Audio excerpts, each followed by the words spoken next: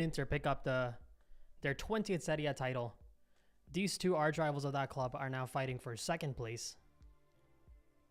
Second place that probably doesn't mean much to either of them. Both clubs are likely going to have some wholesale changes happening at the club in the summer season. Probably both coaches will be fired. Probably, maybe more so for Juventus, a lot of changes going to be made in the squad. And you'd hope that Milan's ownership group will have enough pocket money available to be able to spend after that note that they recently received from the Curva Sud, demanding more spending and demanding better ownership from the club. I guess welcome to this lonesome match. Doesn't really mean too much, guys. This is one of the reasons why I'm going live. Is it's more like an ego game at the same time. If we look at the table, I don't even really care where Milan sits right now. They sit in second place. They're definitely going to make top 5. I don't even know if it's mathematically possible for... Actually, it is still mathematically possible. I think if they win today and if Roma loses, since Serie A has the 5th spot, it would firm up Champions League football for Milan next season, but that's mostly a foregone conclusion at this point in time. They will be able to secure that. But beyond that, do you really care? Let me know in the comments if we finish 2nd, 3rd, or 4th. It kind of feels better to finish 2nd. At least you have that runners-up tag. Before the season started, Milan and Inter both had 19 Serie A titles and 16 runners-up, I believe. And at the conclusion of the season, it's going to be 20 Serie A titles for them, 19 for Milan. Maybe with that 16-16, it would be better if it's 17 runners-up for Milan and 16 for them. I don't really know what that's really worth. Maybe I'm just, trying to find a storyline or trying to find something good in something pretty bad. When it comes to Milan's lineup, let's just take a look. Suddenly, our coach is in love with Yunus Musa. He had no care for him, or not as much care for him, to give him consecutive starts in 4 different matches for, I don't even know how long. At what point during the season has Yunus Musa, outside of injury-related issues, caused the coach to give him 4 consecutive starts? I don't really think anything's happened that's made that happen.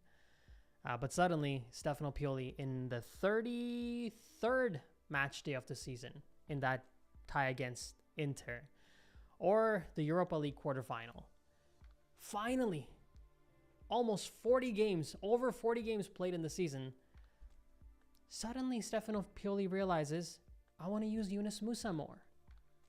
It takes you 34 games, and I know I'm frozen. Don't worry, I'll fix that. I'll fix it. Don't worry, I got you guys. Just surprised that this has already started at the beginning of the live stream. But here we are. Which is the weird part, is suddenly at the 34th match this season, Stefano Pioli realizes, I want to keep starting Yunus Musa. That's my new lineup. With 4 matches left in the season, I have figured out my lineup. It's like, give it a rest, man. It's over. Match is about to kick off. Just pulling out my pen. Don't really need to go through the starting lineup. I think we're all aware of what usually happens in here. Mike Maignan on the back line. Malik Tau. Fikayo Tomori gets a bit of rest. Fikayo Tomori, I think, is suspended for today's match. So Malik Tau and Gabbia. You got Florenzi. Theo Hernandez gets some rest. No, Theo Hernandez also has a red card. See, this is how out of touch we are right now this season. Is I don't care about this game. It's like Theo Hernandez isn't playing. Okay, fine, whatever. Who cares? Rangers is playing alongside Yassin Atli. I want to see how that midfield really performs. Rafael Leao is wearing the captain's armband for the first time this season, potentially, to start off a match. Ruben Loftus-Cheek behind the striker, just as usual. Stefano Pioli sticks with that. Doesn't want to try, maybe for today's game. Just for the heck of today's game. Let me just fix this screen for you guys. Maybe just for the heck of today's game, right? Let's play Chukwueze on the right and Pulisic behind the striker and Rafael Leao with Giroud up front. No, even today we have to play Ruben Loftus-Cheek. Lord knows for what reason. But there he is, Loftus-Cheek behind the striker. Olivier Giroud up top. Juventus already on attack.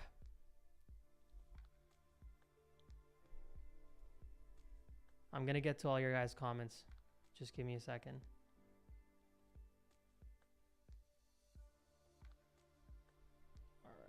Let's just do this. Because your comments about Lopetegui is the one that I really want to get to.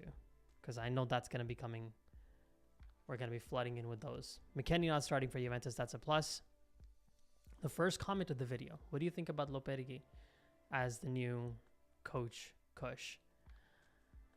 Let's deal with that in a little bit. Match is kicked off. We're about 2 minutes in. Hello, Ijov. Kush, by any chance, did you go to Atalanta Milan game a season ago? I went to Milan Bologna. Not Atalanta Milan, but Milan Bologna, yes. The news about Lopetegui makes me... First of all, let me know. Lopetegui, I'm pretty sure I'm saying it right, but in case I'm not. Makes me feel depressed and sad. Rafael Leao loses possession. Szczesny. I mean, big ups to Juventus for landing Di Gregorio from the sound of it. From Monza. Looks like Szczesny's future at the club is going to be pretty short-lived too now. Since Juventus, Inter signs Taremi. Juventus signs Di Gregorio. Milan signs nobody. But Lopetegui might be coming in. So there's good news there. I heard Conte is probably signing for Napoli. There are a lot of teams... there are a lot of teams that have been linked with a lot of different coaches. At the end of the day, we still don't know much of anything. Up until the middle part of the season, we were convinced that Stefano Pioli is going to get fired. Soon after that, we were convinced that, okay, you know what, he's actually going to stay. They're already preparing. There was news reports about how Milan is preparing for a contract extension for Pioli. Till maybe 4 weeks ago, not even. Then there were reports about how Napoli is looking at Pioli. Then there's reports about Conte. There were reports about how Ibrahimovic has had a meeting with Antonio Conte and is very happy from that meeting. And Conte is Milan's next guy. Suddenly, Pioli's getting fired. Lopetegui's coming here. Conte is going there. I'm not going to react too much yet. I need to actually see things happen, because what I've realized about this management, I've talked about this before on other people's channels, is that I've noticed that Milan tends to do things a little bit more quietly. Sorry, I can't watch the game like this. I've noticed that Milan tends to be a little bit more quieter with their moves. We didn't know anything about Okafor's move. Chukwueze move was leaked, but it still got over the line. I think Milan has tried to perfect the habit of not leaking too much and having a system that doesn't offer too many leaks. Looks like Milan has conceded a corner kick here. Vlahovic was being marked by Tau. Gabbia with a good clearance. Kostic was going to get on the end of this. Juventus on the corner kick. This live stream, guys, was mostly just an idea to chat with you.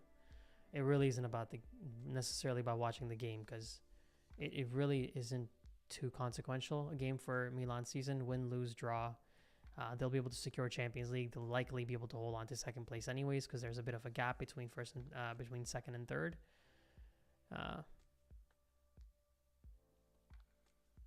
Just Yildiz on the edge of Milan's box. Looks like they're claiming for a head injury to a couple of players. One Milan player, one Juventus player. So we've heard about news of all these different people, players, coaches being linked to Milan, and then suddenly now this new rumor is coming in. So I don't know.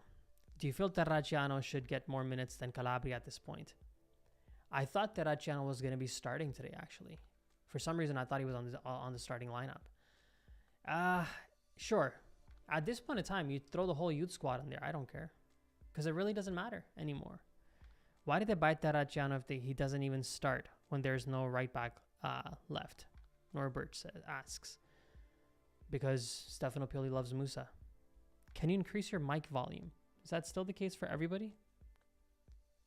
Because if that is the case, I'm going to crank it up a little bit. I've cranked it up quite a bit now. So if it's too loud now, let me know. But thank you for letting me know. Me here. Musa has a right back now, I suppose. Yeah, that's what it is. I like Loftus-Cheek right midfield. Yeah, he works well in a three-man midfield. He works better as a number 8, which is on the back of his shirt, than a number 10, which he's being forced to play. Morningstar says, You changed your handle. I know your name's not Morningstar. Hello, I don't care if we end up second or fifth, but my hate for Juve is greater than anything. Plus, these past few seasons, Allegri has left a bad taste with his comments towards us, so I hope Milan wins. Yes. We're always going to be rooting for Milan to win at the end of the day, but Allegri's left a bad mouth in the taste of every Juventino as well. So it's not just us. They can't wait for him to leave, most of them at least.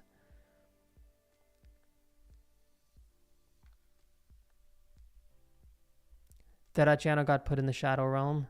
Yeah, I don't know what's going on here. Vlahovic with a shot on target. Oh, Sportiello. Maigno's not even starting. I just noticed this 8 minutes in. I thought their starting lineup had Maigno in it. Looks like Loftus-Cheek charging up. Ruben gets muscled. I've never really seen Ruben get out muscled by a player. Wow, Bremer must be the strongest tank, because to push off Ruben Loftus-Cheek off the ball, that takes some serious amount of deadlifts. So, impressive. Mismatch says, long time coach, hope everything is well. Everything is well, Mismatch. I mean, as good as it can be, I guess, under the current circumstance. No, Chukwueze is going to just reduce his confidence. Yeah, exactly. That's usually what Stefano Pioli has done in the recent past. Plus, he's been complaining now about the ownership group, about how Milan doesn't have a strong team. I don't know, man. So basically, you've been lying all season then, saying we're good enough? I don't get it. Weird response to everything that's happening. No self-ownership. So we're a good team when we're playing against PSG, but when we're a bad team when we're losing against Monza. Explain that to me. Or what? Is it good coaching when we're beating PSG, but it's a bad team when it comes to losing against Monza 4-2? You can't just keep blaming everything around you, Mr. Pioli. Do you think there's any chance Conte Motta will be coming to Milan? No, I don't think so. I don't think that was ever a chance. Thiago Motta, I still had hope. Antonio Conte, I never really bought into the story. And I've said it from day one that I don't think this is possible, nor am I really a big fan of the move. But with the new rumors about Lopetegui, I don't know, man. I might just prefer a little bit of Antonio Conte, if anything. I heard the news that Stefano Pioli will be fired and buying Xerxes and getting Motta as next manager. Salim, I want citizenship of the dreamland as well, my friend. But I don't think it's going to happen. Neither of those. Well, the Pioli firing thing, yes. Thiago Motta and Xerxes, I got huge doubts. Huge doubts. What happened to playing Ruben Loftus-Cheek as an 8? I've seen him put in great performances in that position. Yeah. What happened to it? Go ask the man on the bench. We have no idea. We have made a commitment. Look, Stefano Pioli has always been more comfortable in a 4-2-3-1. It's just been his system. He had that system 2 seasons ago when Milan won the title. A lot of the times we were playing, because we had lost Çalhanoğlu, we didn't have a true number 10. And Pioli came up with a reasonable solution for that season. He started playing Kessie in that role. Gabbia with an interesting turn. Juventus almost scored. He came up with an interesting solution. He started to play Kessie as a number 10, and it was a more versatile midfield, because whenever needed, he could be the attacker, the aggressor up front, and when needed, he could be a defensive midfielder and just kind of fall back. The thing with Kessie was that he actually had decent quality in both departments. He was most definitely a defensive midfielder, but he also had some attacking capability to him. When it comes to last season, we tried to adopt the same strategy. We'd lost Kessie now, so now Benacer was playing that role because Brahim Diaz still wasn't convincing Pioli as a number 10. So Benacer was playing up front. And then this season, you make all these signings, you sign all these midfielders, so you realize that you're going to have to use them now. You can't go with a 2-man midfield after you've signed, 3 or 4 new guys. So he was forced to start with a 4-3-3, which worked, which actually looked pretty good. But I think for whatever reason, only he can answer that question. Stefano Pioli then decided that, no, I'm going to go back to my 4-2-3-1, and I'm going to use Loftus-Cheek as that profile who's going to play up front. Rafa Leao is fighting with someone, with Gatti, and Florenzi stepping in, giving Gatti a little bit of a hug. We don't need that. It's 11 minutes in. It's 0-0. Do you really need to give a hug to Gatti? He's on the opposing team, Alessandro. Come on now. You might as well take him out on a date. That many hugs. I like how Leao is dealing with this. Aggressive, pushing him off, yelling at him. I don't like Florenzi, how he's dealing with it. Giving him a hug, consoling him. The opposite team guy, by the way. But Loftus-Cheek was then pushed into a number 10 role, and it paid off for a little bit against the smaller teams. And it did pay off, to be honest. But you can open up smaller teams a lot easier than you can open up the bigger sides. And against the bigger sides, he disappears completely in thin air. And I've talked about it in the last video. A few guys agreed. And in my opinion, what happens is Pulisic on the ball. Christian, pass it out, buddy. Nice ball. Reinders, Tiani. Reinders. Goes to Alessandro. Florenzi to Leao. Is Leao going to take on his man, or is he going to cross it in?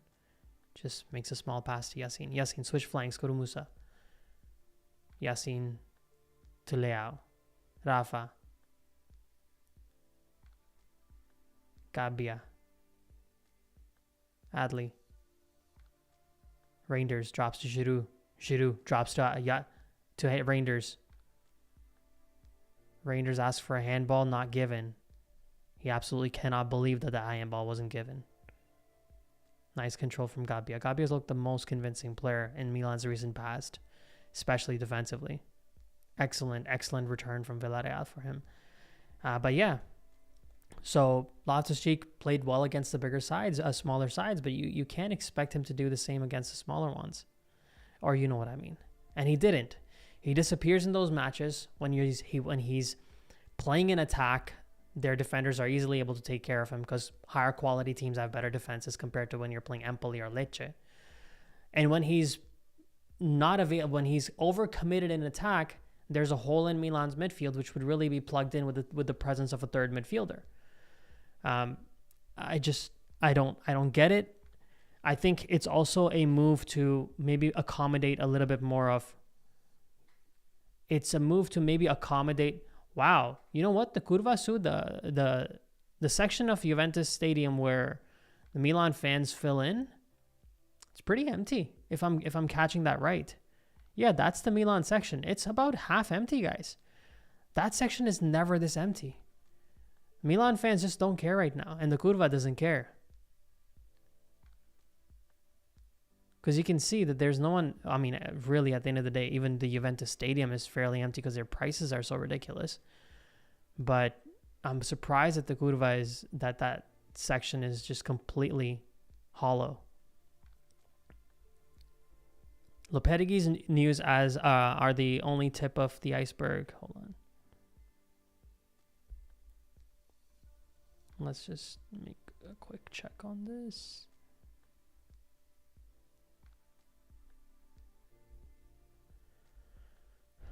Okay, your messages, lots of them.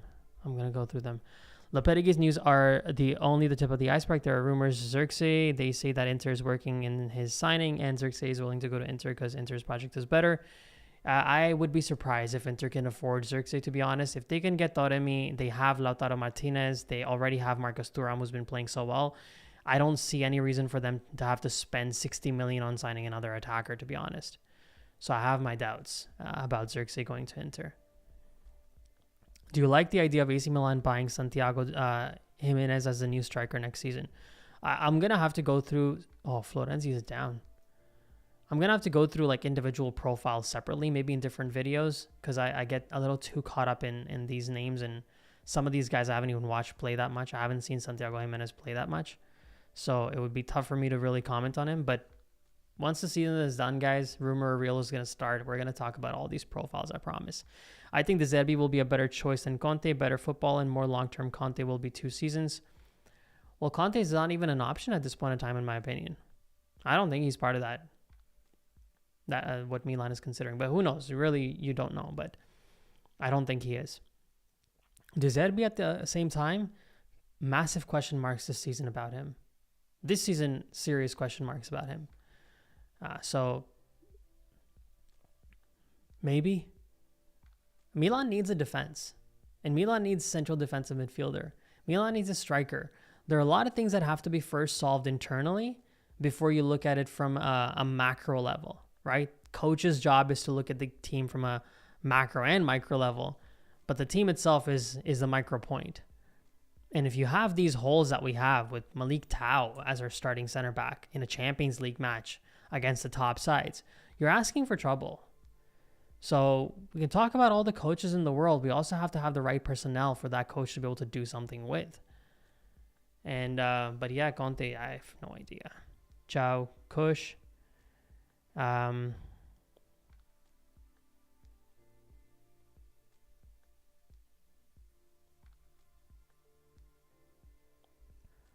Novice Soul says, love your content. I appreciate it. Fire Pioli. Yes, Novice Soul. Let's fire Pioli. I see so many people on Lopetegui, but to be fair, he can't be worse than Pioli, can he? Can he? It's a change. It's a man with a little bit more hair. Somehow a worse hairline than Stefano. But, oh, Juventus are coming in attack. Yildiz, that has to be a foul. Yes. Oh, gives advantage. Gives a foul now, probably.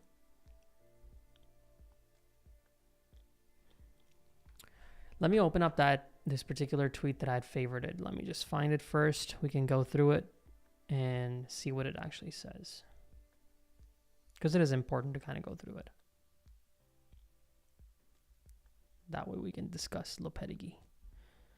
And here it is. So, Milan Post put something out about Lopetegui and his time as a coach in general. And, oh, come on, man. Don't do me like this. These bookmarks open separately now. Hold on. Let's just search these guys. 6 hours ago, Milan Post posted this. Let's just find it, honestly. Who cares anyways? Game's on.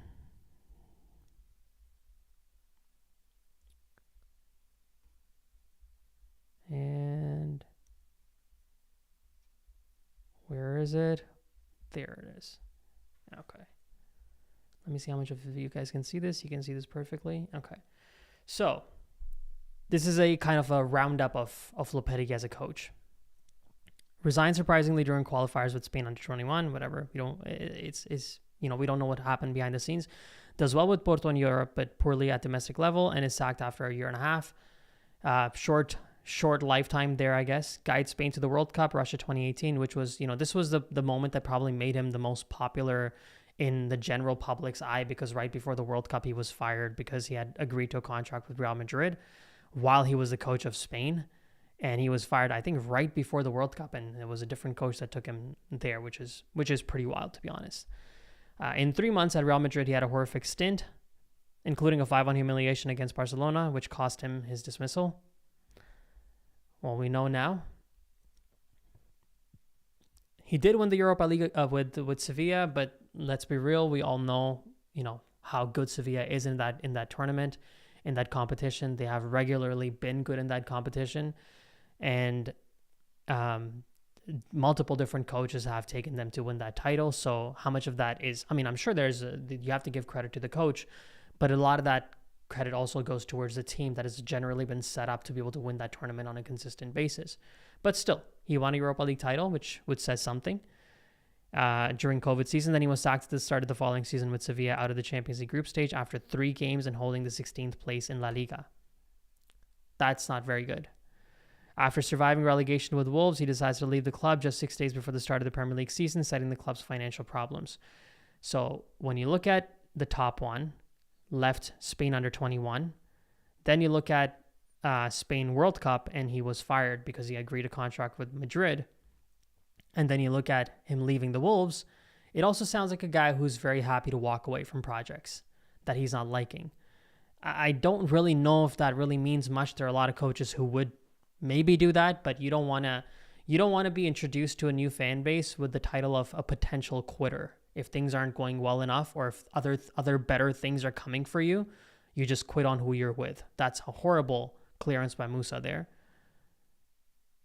Almost fell right to Juventus, which it actually does. They get back on attack. Juventus is looking way better than Milan, to be honest. Way better than Milan. With Milan's defense once again getting open up. Cambiaso with the shot. If he had hit it better, he would have actually scored probably from that. And even Sportiello is looking at his defenders and saying, what are you guys doing? Sportiello doesn't play as regular. Look at that, man. You're leaving the guy with complete space.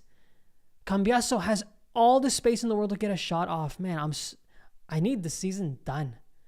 I'm done. Done making this stuff.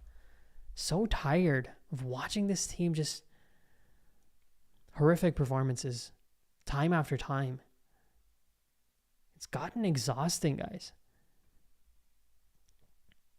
So this is a bit of a roundup on Lopetegui.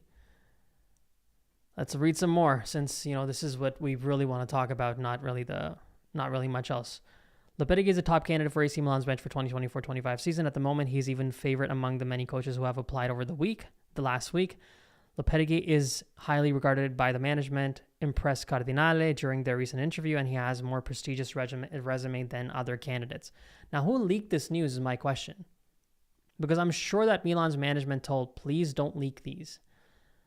And if it's come out, it's either from within Milan, which I have some serious doubts about. I mean, it could be, who knows? They could have just seen something happen, but I have a feeling that won't make the ownership group very happy. The process of selecting the new coach is more complex than elsewhere. Cardinale will be one to take responsibility, but the opinions of Furlani, Ibrahimovic, and Moncada are crucial. All right, well, kind of know that. Not saying much there. You get a little bit of spending money here. With Atalanta and Bologna intend to keep De Ketelaere, 22 million, and Salamakers almost 10 million. Congratulations, maybe you'll be able to get one leg off of Xerxes. Pulisic to Giroud with an unnecessary flick, Loftus-Cheek also flicks. But that's what we're essentially talking about. I'm trying to see if there's anything else that was of substance. There was a whole article about the style of play that Lopetegui has. Thiago Motta is close to joining Juventus. There we go. So anybody who's wondering about Thiago Motta, well, you know what? While we're here, might as well just check what the score is going to be. All right. We'll be shocked if that happens. Okay. Yeah. So really, that's about it, guys. His style of play is interesting because he is much more of an aggressive coach. He has, the complaint that I was reading about Lopetegui was that it's his system, and if it doesn't work, it doesn't matter. It's still going to be played that way. Rafael Leao, one-on-one. Rafael Leao with a shot from outside the box. For some reason, I don't know why, goes way wide of the post and goes out for a goal kick.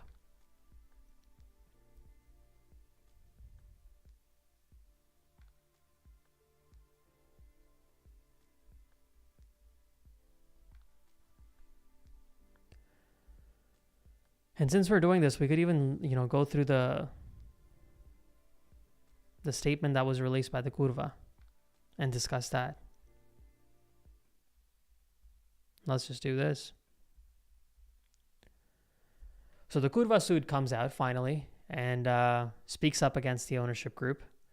I actually usually have a hard time agreeing with a lot of things that the Curva says. I mean, I don't disagree with them every time, but sometimes their reactions seem a little strange to me. This one actually is relatively balanced. And I like the fact that they gave the ownership group 2 complete years before they came out to criticize them, which is what we all wanted to do. Well, some of you guys were ready to criticize them the day one when Tonali was sold or whatever, or when the Maldini contract wasn't being agreed. I'm not even talking about last summer. I'm talking about the summer before that. But some of us wanted to give them a little bit more time, and I still will continue to give them that time. Because you can build a team in 2 years. But they came out with something reasonable. The season is coming to an end.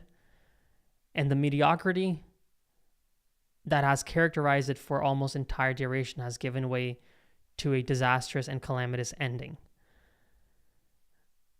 Yunus from outside the box, but that looks like goes off for a corner kick. But Musa kind of looks like he may have hit his foot or knee on the ground once he took that shot. Oh, he did take a little. Oh, his foot struck Locatelli there. Even Locatelli must have felt that too.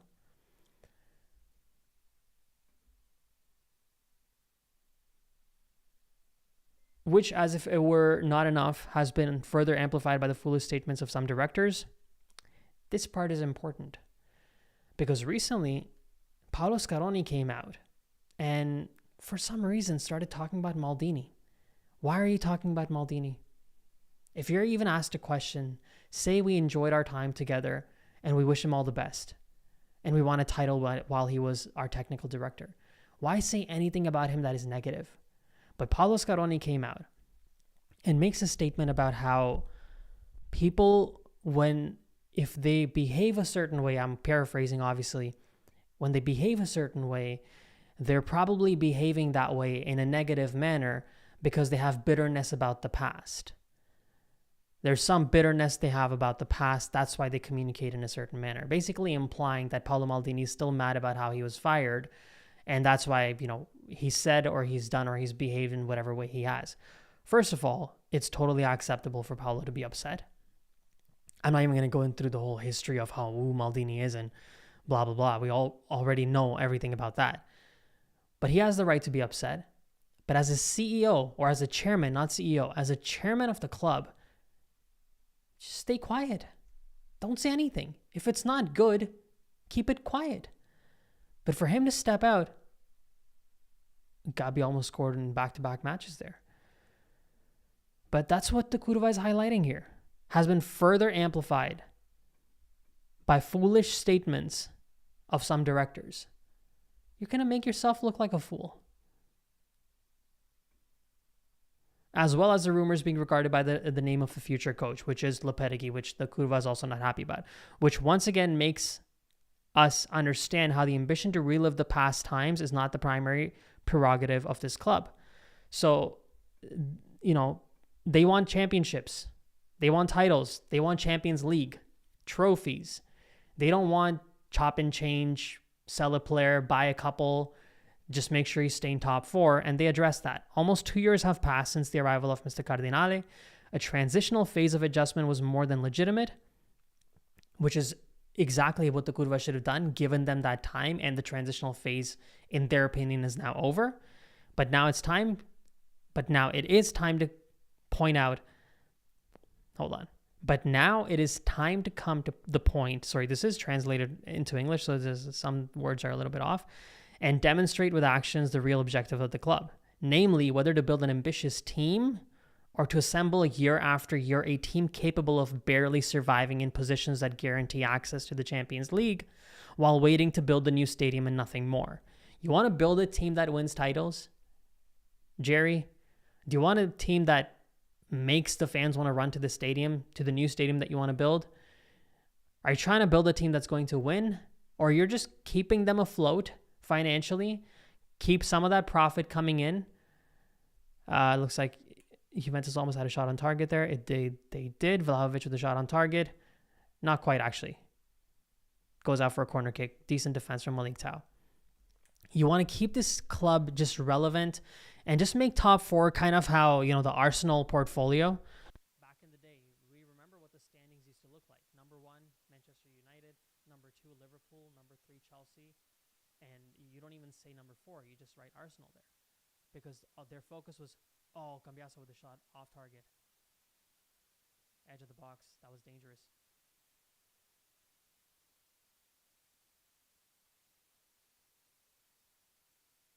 Yeah, that was dangerous.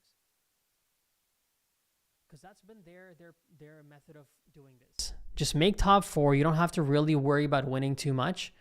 And consistently get Champions League football. Keep getting the finances up. Focus on building the new stadium, as the Curva is now mentioning. Is that it? Is that all that we're doing now? I don't know. I got to go through some of your comments.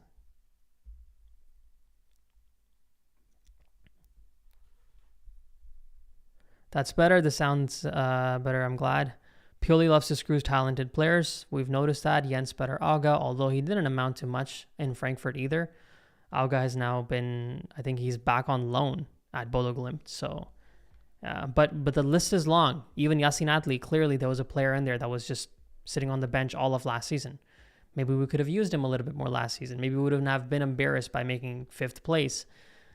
And we would have actually amounted to something. But it's neither here nor there. Florenzi from outside the box. I think Pioli resting Mike against means he's focusing on Genoa as the 3 points for Champions League qualification. I guess. I mean, Manuel has played a lot recently. Milan has played against Inter. They played against Roma. They played before against Sassuolo. Then before that, they played against Roma. And then before that, they had some Serie A match that I can't remember. But he's probably played 5 matches in the gaps of maybe 2-3 days. And I think it makes sense because the club knows now that there's not much of a point to this season. They'll be able to hold on to second place. They have a decent lead in that spot. And their fixtures that are coming towards the end of the season are fairly easy. Milan's going to be playing against Genoa, playing against Salernitana, which, by the way, you know what? Since you guys are here, by the way, I know times suck right now, but if you haven't already, give this stream a like. It always helps. And subscribe to the channel if you haven't already as well. But Milan Salernitana reminds me that I will be in Italy next month. And I found out that I didn't actually want to go to Milan because I don't want to watch Inter's parade. But I've been told by a bunch of Interisti that their parade is actually going to be 1 week before, after their final home match of the season. And if that's the case, then I will be going to watch Milan versus Salernitana at the San Siro. And I'll obviously make a video from there. Kind of the experience. If you guys want a whole experience as to how it works, taking the train and all that stuff, I can go into very much detail. Otherwise, we can just kick it off from standing outside the stadium and watch Vlahovic score. No, almost there. Florenzi with the clearance. So that's some good news, I guess. We close off the season with an experience at the San Siro. Ruben driving the ball up. Ruben couldn't get past anybody, really. Conte costs too much. Mota won't come unless Ibra pulls some strings. Mota's done. Mota's Juventus' new coach, guys. We have to play Samuel more because he has been better than Pulisic recently. Samuel's recent form was better than Pulisic for sure. But I don't know. I don't know what to say. I think we can fit Pulisic in there too. Just play the 4-2-3-1 with Pulisic as a number 10 and Simon Chukwueze as a right winger. Easy solution. Christian, Pulisic with the cross in to Musa. The Americans combining.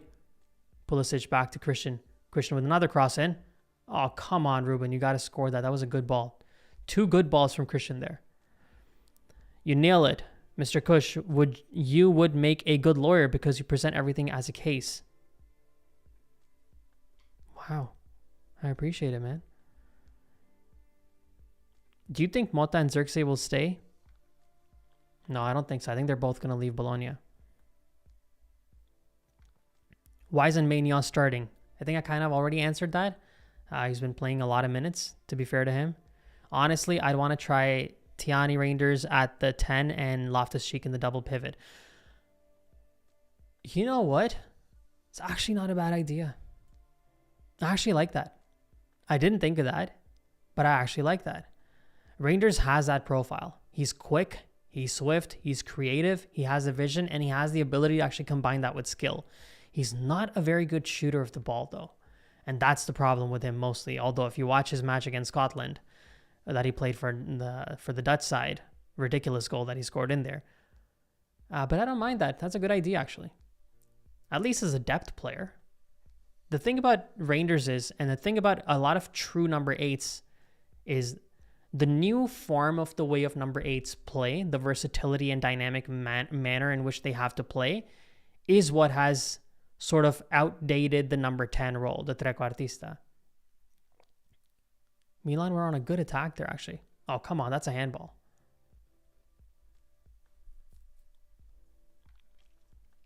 We got worse since we started playing Gabbia. Marcus, don't say that. We didn't. We got rescued by Gabbia. Otherwise, our defense would have been even more leaky. Loftus-Cheek at the 8 would have made more sense last match. Yes. I predict the departure of a big player. Probably Theo. Hope I'm wrong. I desperately hope you're wrong, because if Theo Hernandez leaves this club, that is in some ways a bigger loss than, and it sounds crazy saying it, in some ways, a bigger loss than Leao. Theo's a leader. Leao is a superstar potential player. Right now a star, not a superstar, but he has a potential to become an absolute superstar. Theo offers that leadership, that drive, although the red card that he picked up in the last match, totally not needed. Stupid to be play that way. You still had 2-3 minutes to play. You could have maybe gotten an equalizer, but he picked up a red card, and he did that before too. It's not the first time that Theo did it this season. He did it once before, so that's the part that bugs me about Theo. But outside of that, Theo's Theo. Rafael Leao taking on Bremer does a decent job, but he actually got triple teamed there. That tells you the quality of Rafa. Is when he's driving from the left flank, he was truly, guys, getting triple teamed there. And he still almost got away with the ball. Florenzi was pushing Gatti away from Leao. Don't want Leao carded. I saw him hugging him too much, to be honest. Let's go to a recent comment. What I'm trying to say is, Lopetegui is past his peak.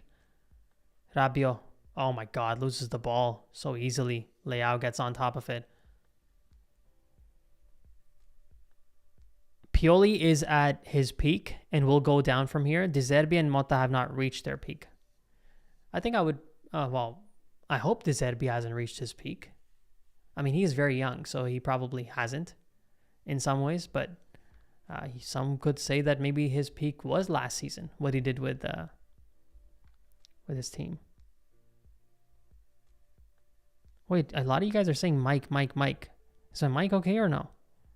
Pretty sure it's good.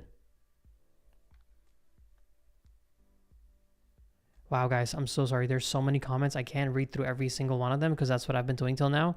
I'm going to have to start jumping through some of them. Let's see this. FT. Xerxes would be a dumb move in a sense for Inter. Cost too much, and they have Taremi and still Arnautovic to figure out. Yeah, Xerxes is not going to go to Inter. I can promise you that. Who do you put as a new manager? $1 million question.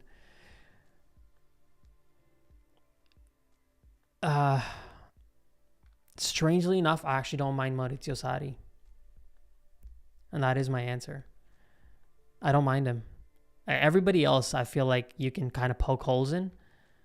But Sarri has the experience. He's won the titles. He's won in different leagues. He's won a Premier League title, which is not easy. Wait, no, he didn't win a Premier League title. I think he won a Europa League with Chelsea. But he's won with, he's consistently won as a coach, at least in his later years. Some say he's past his best. And, that's why I'm a little bit shy in saying Sarri. But when Sarri ball was being played by Napoli, that was truly something to watch. You give him those young profiles, let the man cook again. Who knows? I would prefer Sarri over Lopetegui. At least Sarri has experience in Serie A and will get a fresh new team and higher quality team than what he had at Lazio. I think.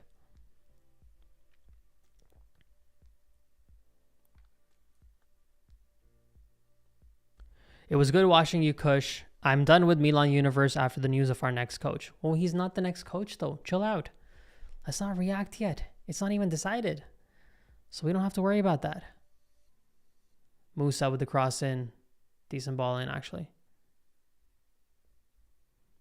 Just relax with the conclusion on who the coach is going to be because we don't know yet. And there are hashtags going around of Lopetegui. So who knows? Maybe Ibra will see that and say, you know what? Maybe we're making a mistake here. Who has been the best player till now? In today's match, Dipesh? Or are you talking about the season? Because today's match, don't know.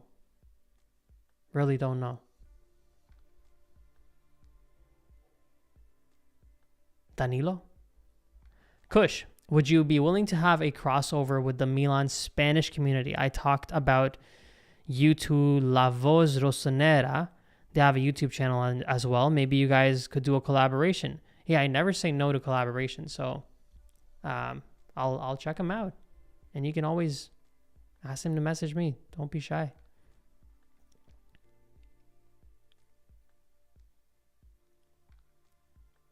We're almost reached the halfway mark. Still sits 0-0, 42 minutes in. The match is as boring as one would have expected it to be. I won't be coming back because we won't be winning trophies, but thanks anyways, LMAO. You can still come back. Don't have those assumptions, because here's the one thing that I want to remind everybody. There's a lot of reaction about the Lopetegui news. First of all, we don't even know if that's the case. We don't even know if that's going to happen. Secondly, what do we think about Stefano Pioli's move when he was signed by Milan? It was a joke. It was a true joke. It was a coach who had been in the Serie A for, oh my goodness, Ruben's almost scored. It was a coach that everybody laughed at in the sense that he was experienced, but that's about it. He had never won anything. And since that Scudetto, he hasn't, well, obviously he hasn't won anything because it would have been with Milan, but he had not won it. Rafa, oh my God, nice work. Rafa still stays on the ball. Pass it, Pulisic, back heels it to Loftus-Cheek. Ruben turns around. Tiani Reinders goes out to Musa. Yunus doesn't cross it in. Maybe Yassin will. He doesn't. Passes it out to Pulisic. Christian says he's fouled.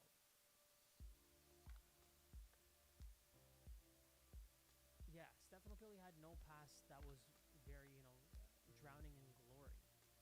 And did we ever think that his time with Milan is going to be such where he's going to end up winning a Serie A title, finish in second place twice, potentially this season, and finish in a Champions League semifinal spot? If in that season, who was that Atalanta game under? I think it was under Pioli. Regardless. Christian?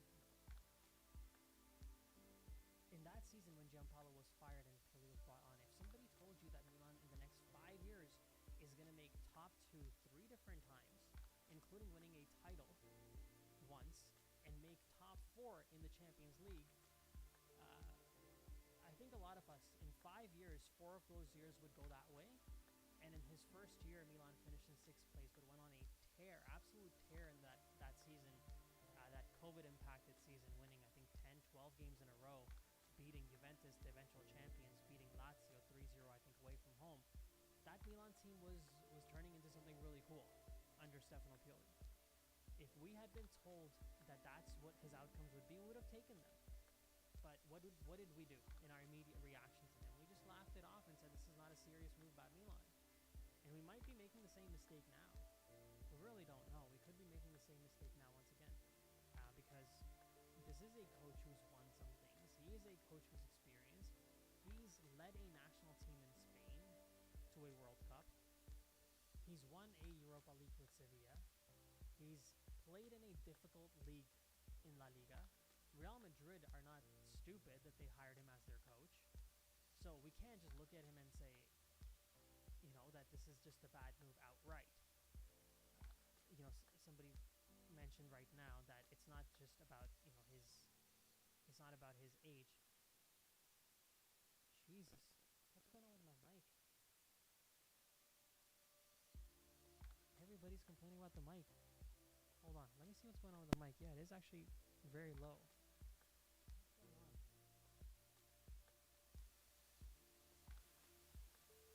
I actually don't know what's going on with the mic, guys. I'm sorry. I'm trying to fix it. I have no idea what's going on. If it persists, I might just end the stream.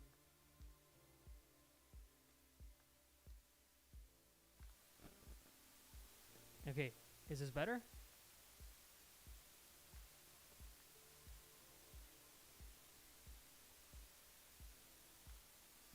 Okay, I'll wait for you guys to tell me.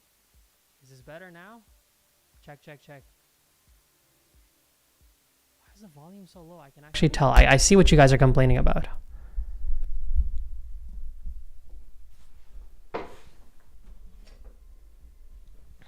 Hold on, let me try something here. I think now it must be working, and I think now it might be too loud. Sound.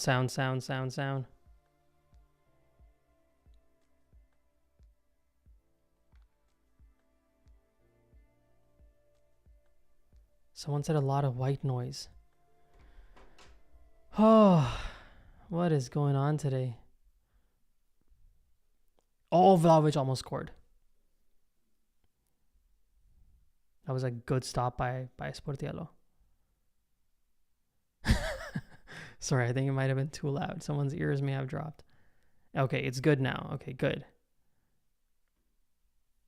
I don't get it. Some of you guys are saying it's just white noise. Some of you guys are saying that it's fine now.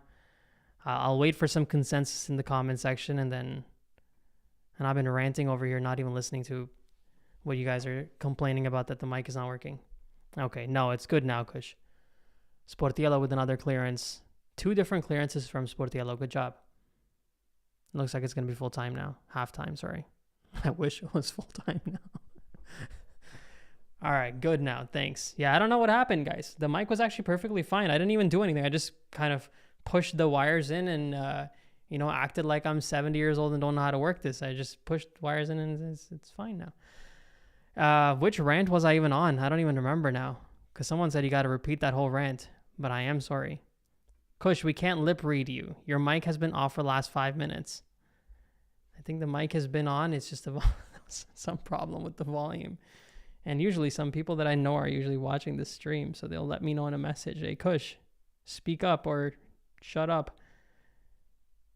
But, all right, it's halftime. Let's discuss this half. 0-0 after 45 minutes. Not much else to say. Good performance from Sportiello, clearly from the looks of it. Milan's attack still relatively toothless. Milan's defense still relatively porous. Milan's midfield still non-existent. Let's get back to the coach. All right. I do think he's the man to take us to the next level, though. That's my opinion. We go after a young, exciting coach like Motta or De Zerbi, or an experienced winner like Conte. Yeah, that's I think we've discussed that at this point in time. Kush, do you speak Hindi? Yes, I speak fluent Hindi, my friend. Whenever I come to India, I got you. Don't worry.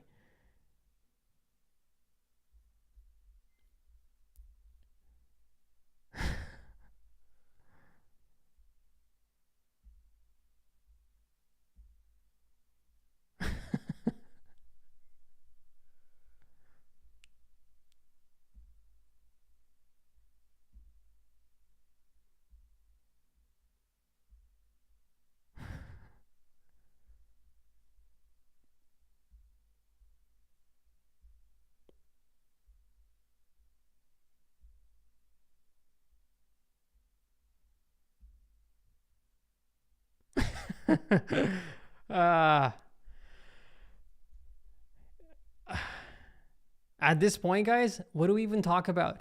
Honestly, what do we even talk about? Just tell me something about yourselves, because there's really nothing to talk about. I mean, at the end of the day, Juventus, I'm looking at their stadium. Their stadium is absolutely beautiful. The biggest criticism, as we can maybe go back to the conversation that we're having about Milan's Curva and the statement that they made against Jerry Cardinal. Let's just read that, because what the heck am I going to talk about with today's game? It must be clear to everyone that if the latter were the answer, and they're talking here about how Milan has to make a decision. Let's just repeat this. Almost 2 years have passed since the arrival of Mr. Cardinale. A transitional phase of adjustment was more than legitimate. They gave him the time to actually be able to set things up. But now it is time to come to the point and demonstrate with actions and real objectives of the club are. Namely, whether to build an ambitious team. Are we trying to build a team that actually wins the way that we used to?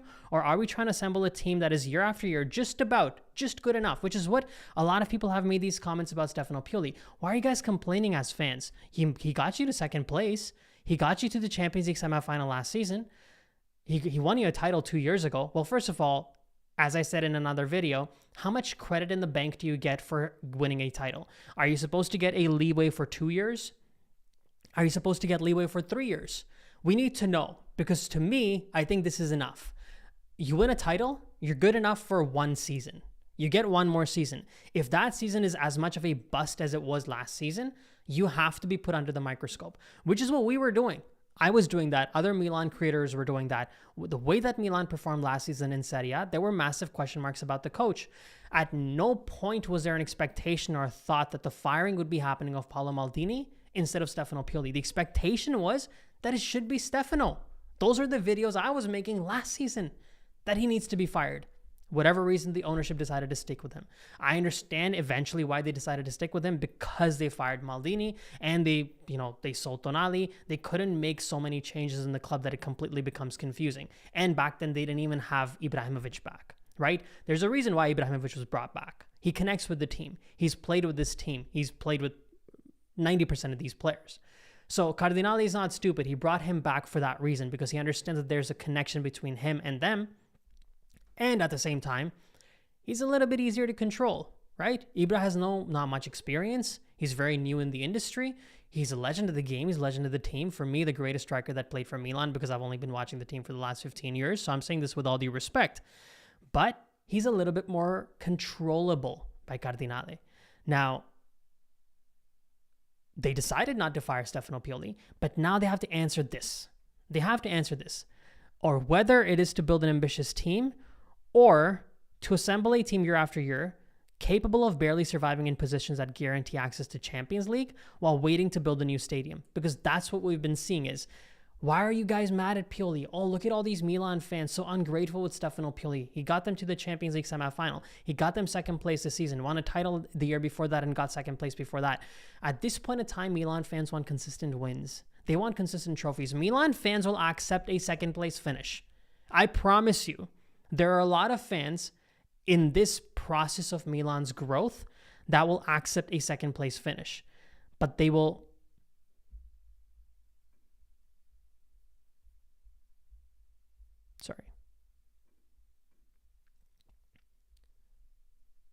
as I was saying, they will accept a second place finish. A lot of us, including myself, but Milan fans will never accept a second place finish to enter in first. That's not acceptable. Milan fans will accept a Champions League semifinal end of your Champions League run in the semifinal, but they will never accept it if you lose it against Inter. And that's the part that the ownership has to be clear on, that all your objectives mean nothing if you're losing to Inter in the process. And I'm not even saying this is a massive rivalry thing. I'm just saying that a second place won't be satisfactory to any Milan fan. If in number 1 it was Napoli, number 2 was Milan, fans would have a different opinion on it. But the fact that it's number 2 Milan and number 1 Inter, fans feel like, why aren't we there? If they can be there, why aren't we there? And that's one of the problems. So going back to their statement, and this is the part that they have to explain now. The Curva continued, it must be clear to everyone that if the latter were the answer, we won't accept it. We won't accept just Champions League finishes.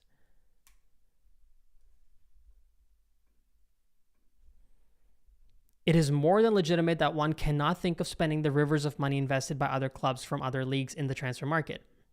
They're not even demanding that you make massive spending of hundreds of millions of dollars. But it cannot dream of becoming a great again solely by going through a few sales and then reinvesting the money on unproven players. You know, this is one of the more balanced statements that I've seen come out of the Curva. They're not expecting that you have to spend hundreds of millions of euros. But you also cannot just say that we're going to sell one star player every single transfer window and expect that some magic's going to happen at the end of it. Because it isn't going to happen. And it's going to be very tough to happen. You're destabilizing your team by selling an important asset and then trying to restructure it with a bunch of new assets that no one knows about. Because that's who a lot of the players that were signed on were. But let's be real who Pulisic and Loftus-Cheek, more Pulisic and Loftus-Cheek were. You know, they were pieces that were rejected by Chelsea. They weren't pieces that were being courted by half a dozen teams. They were rejected pieces from a certain club and came at a discounted price. They worked out. Both of them worked out. But it also couldn't have worked out. And if it didn't work out, kind of like the moves that we made with our center backs, not signing any at the end of the day, and just letting it go with Malik Tau, we saw the outcome. We can't wait for an outcome to come to fruition and then criticize it. Sometimes you have to look at it beforehand and look at the path that the ownership group is taking and criticize it before they even get to the outcome. That's why last season I was complaining, and I have obviously repeated this in videos because I have to repeat this in videos. I was complaining about Milan's defense in the friendly matches. And I was shouted down by so many fans that why are you complaining about friendlies, bro? Who cares? calm down, relax, stop with the overreaction. Goal difference of 25, Milan has. 25 this season. That's horrific. I wasn't complaining about individual players.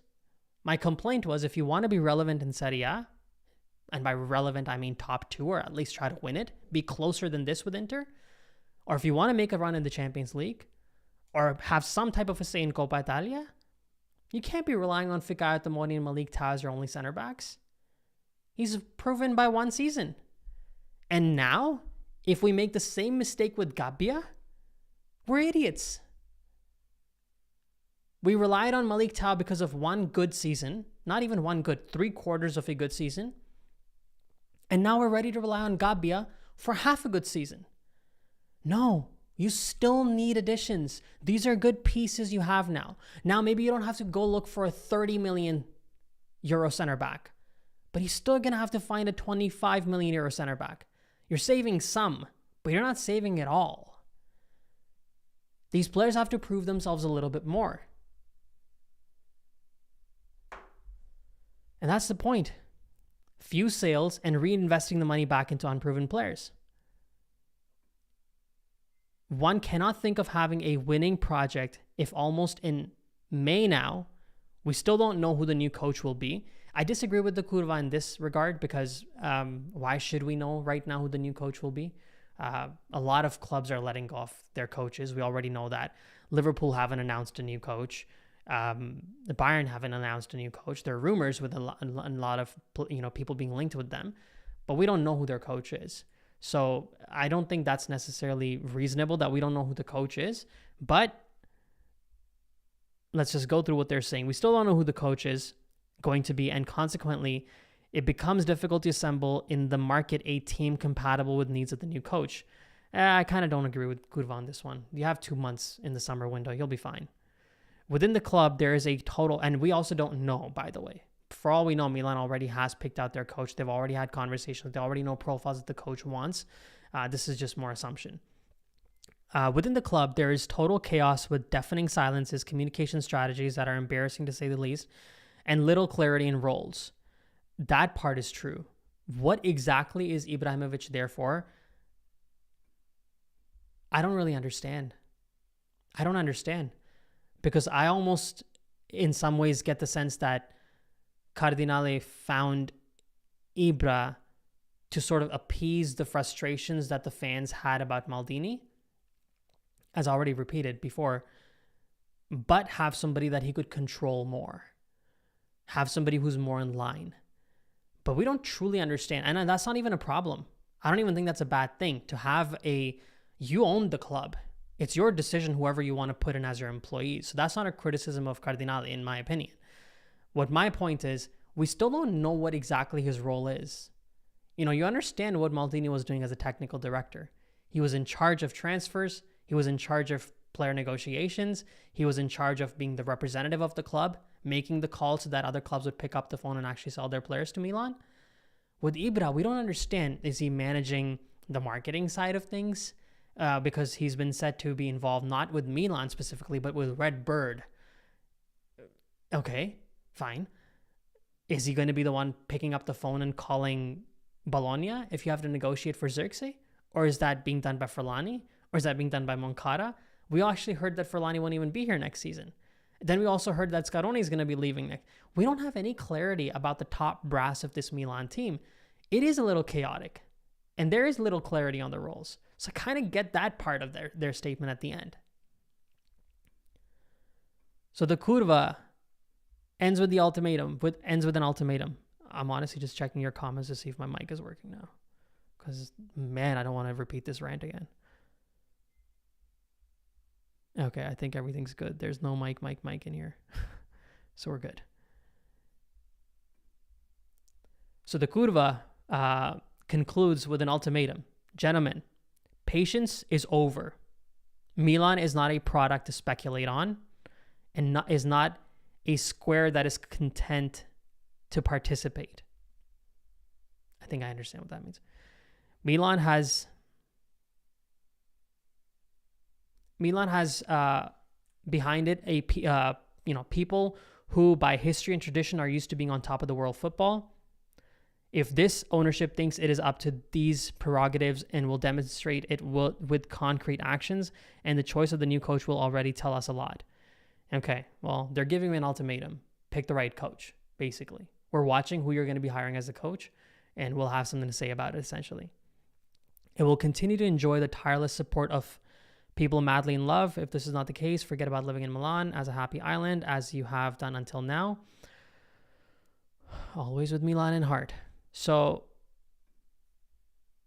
there isn't really much that you could disagree with there with the Curva. Their assumptions about the coach I found a little bit excessive, but they're not wrong. It has been chaotic, guys. The transition of the new ownership group, I mean, there's so much running in my head. I don't even know where to start. We have to accept that this club has gone through a few different owners now in a very short span of time. In a 5-year period, I believe, Milan had 3 different owners, which is saying a lot. Okay, fine. You have 3 different owners. The first year that Cardinale had at this club, it was mostly spent under Maldini's guidance, right? Cardinale was mostly in the States. He was barely ever seen in the stadium, and it was Paolo Maldini's team. And I kind of like the fact that he did it that way. Maybe not to disconnect yourself from the fans so much. You're a new owner. You should be a little bit more involved. But I like the fact that he gave Maldini somewhat of full control, not on the transfer budget after the summer window and how the Ketelaer's move worked out, but he gave him freedom to just build your team and, let's see what happens with this coach and with the system. And it didn't work out. And in the second season, now Maldini gets fired. So there's more chaos. Now there's a new technical director, essentially, new people responsible for hiring players. Then the whole Tonali thing happens. So the second season also it's almost like a first season, right? Because the first season had a new owner, but the second season had a new technical department up top, or management, essentially, the management below the owner. With Ibrahimovic coming back in, I think it's just been 2 transitional years that Milan has gone through, which is why I kind of like the fact that the Curva gave them the time, as I said, for 2 years, but now they want answers. As they should. Looks like the second half is about to kick off. And I think even from our end, sounds reasonable.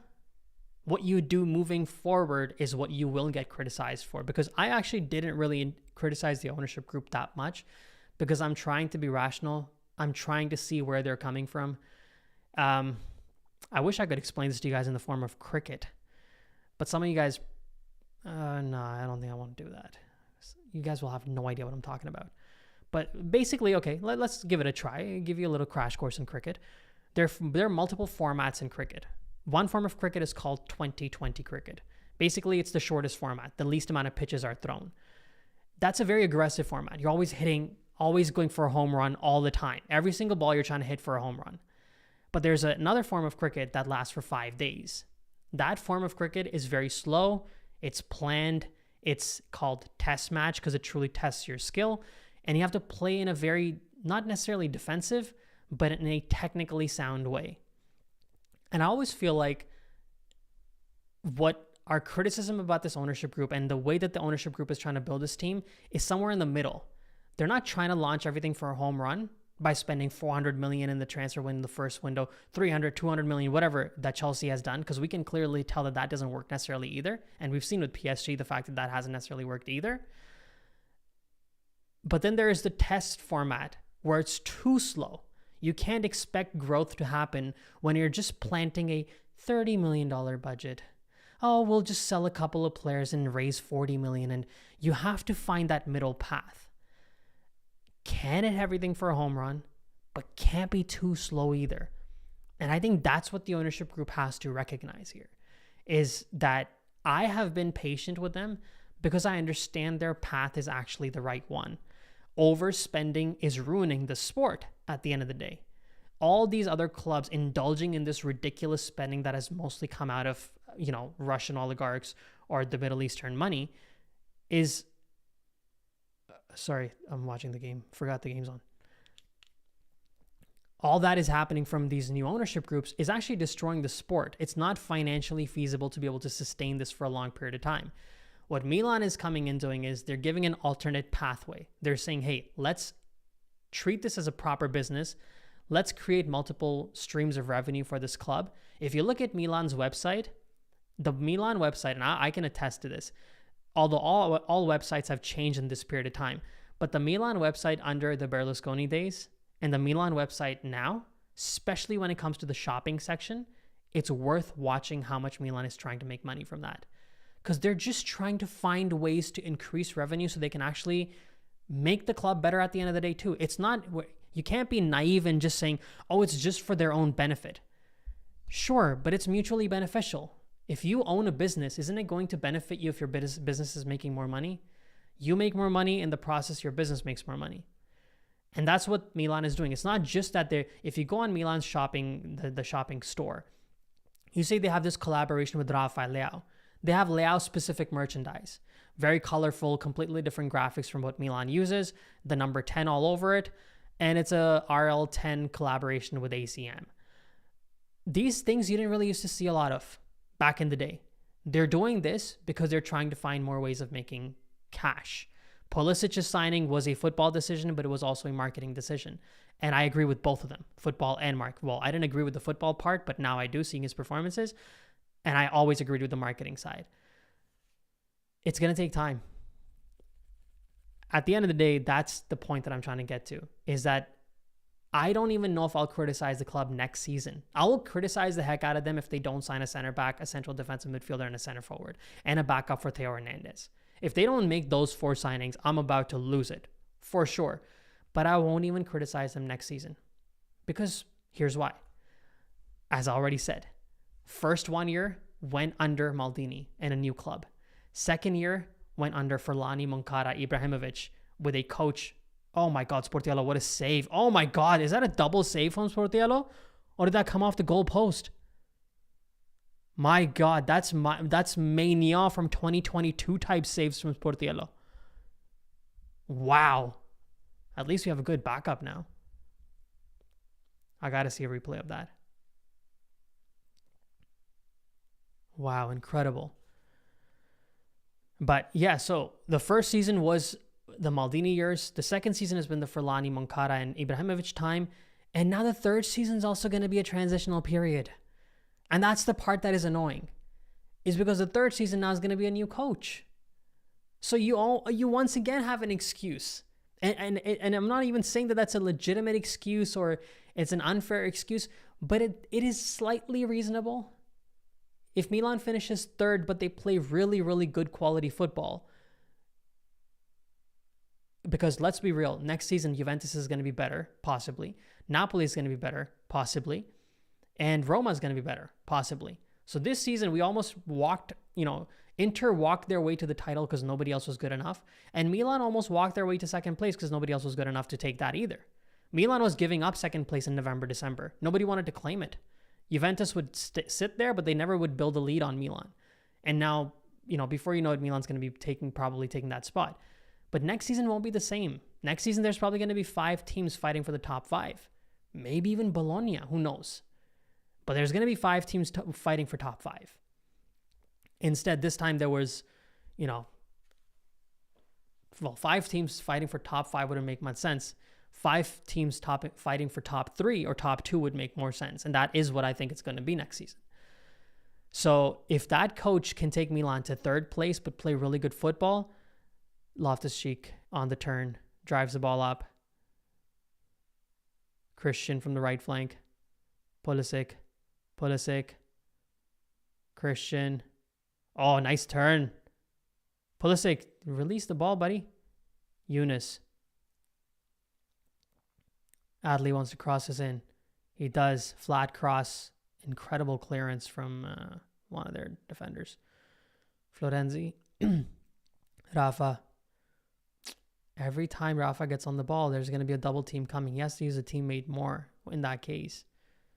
And he did, to be honest. He actually tried to pass it, but it wasn't a good pass. Adli goes back to Rafa. Rafa with the captain's armband moving forward.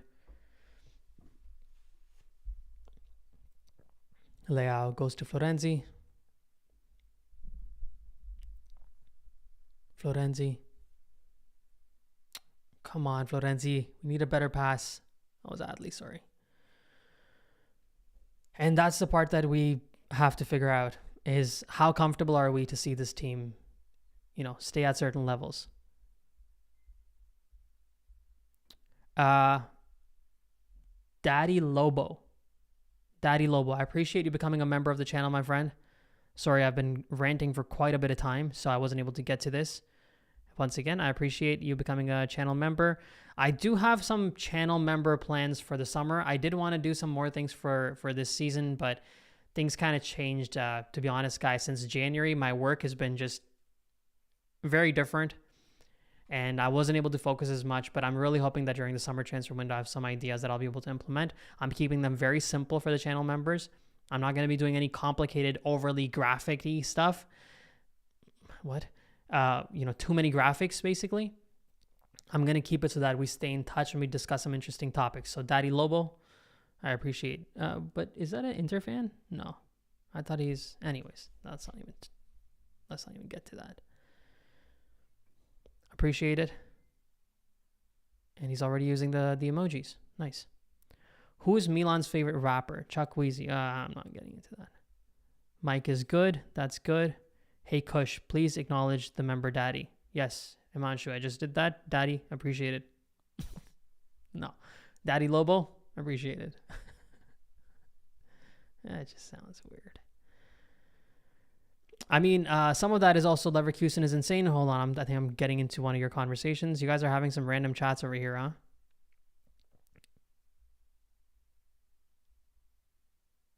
Oh my God, Gabi again almost scored. Just beg Ancelotti to come back after he leaves Madrid. Yeah, I heard he's actually extended his contract, and if he's leaving, he's going to Brazil. That was a rumor. Carlo Ancelotti's way of playing is very different than modern day football. He doesn't really play the high pressing style. He's very chilled out. Just like his coaching style, most of the times he's just so relaxed and just getting about the job. So I don't know. I don't know about Ancelotti with this team. He needs a quality team, and this isn't what Real Madrid is. This team has glaring holes. This is going to be tough. Cardinale, if he doesn't prove that he's up to AC Milan, he should sell the Arabs to the Arabs and put Maldini. Yeah, I don't think I agree with that, Carlo. I've said it, I tried to explain my position why I don't agree with that, and maybe some people will agree with me, some people won't. I don't like the Arab style of football. I'm not a fan at all. High spending, wasteful. Rafa, get on the ball. Leao, come on, get on it. Rafa, come on, Leao, you had to pass it to Pulisic there, bro. You didn't need that 360 turn, brother. Come on, man. That's an easy opening goal for Christian.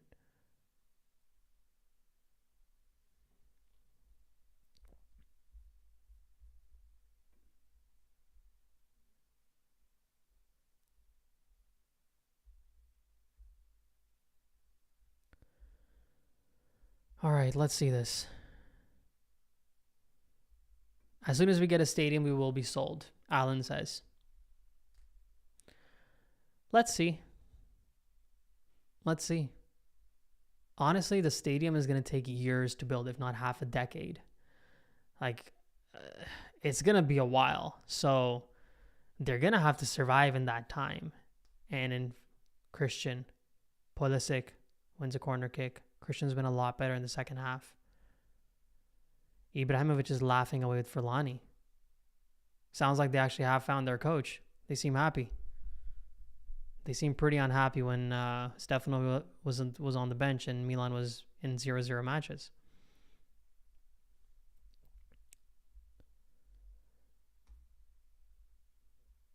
Daddy Lobo is offering 20 memberships if Milan scores first. Let's go. I'll be honest, Daddy Lobo, I don't even know how that works. I'm a little bit challenged with that. I got to do a YouTube channel course or something. How do you do that? Oh, you would be doing it. Oh, all right. Well, hey. They almost scored. Oh, come on, Yasin. You can't lose the ball there, bro. It's a 3-on-2. Daddy's about to get 20 memberships. Ah, Ruben. Good job. I live in the USA, and it is crazy that they hire people they know and like. Are you talking about Cardinale? Yeah, I guess that's true. He's the owner. He has a right to hire whoever he wants. He's not under any obligation to have to keep people that the fans like, but he's not getting along with. So I don't really have a problem with that. But there's a way to do it. And that I'm not getting into the whole Maldini thing. That was disaster.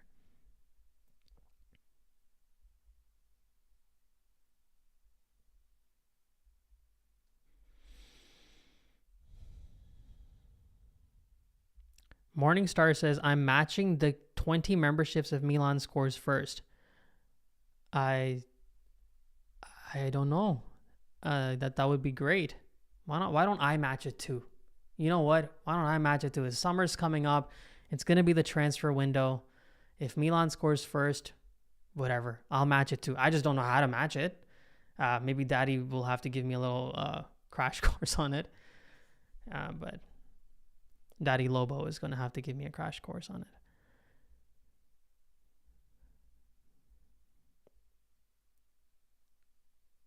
Rabia from outside the box. Vlahovic. Oh my God. That was Yildiz, sorry.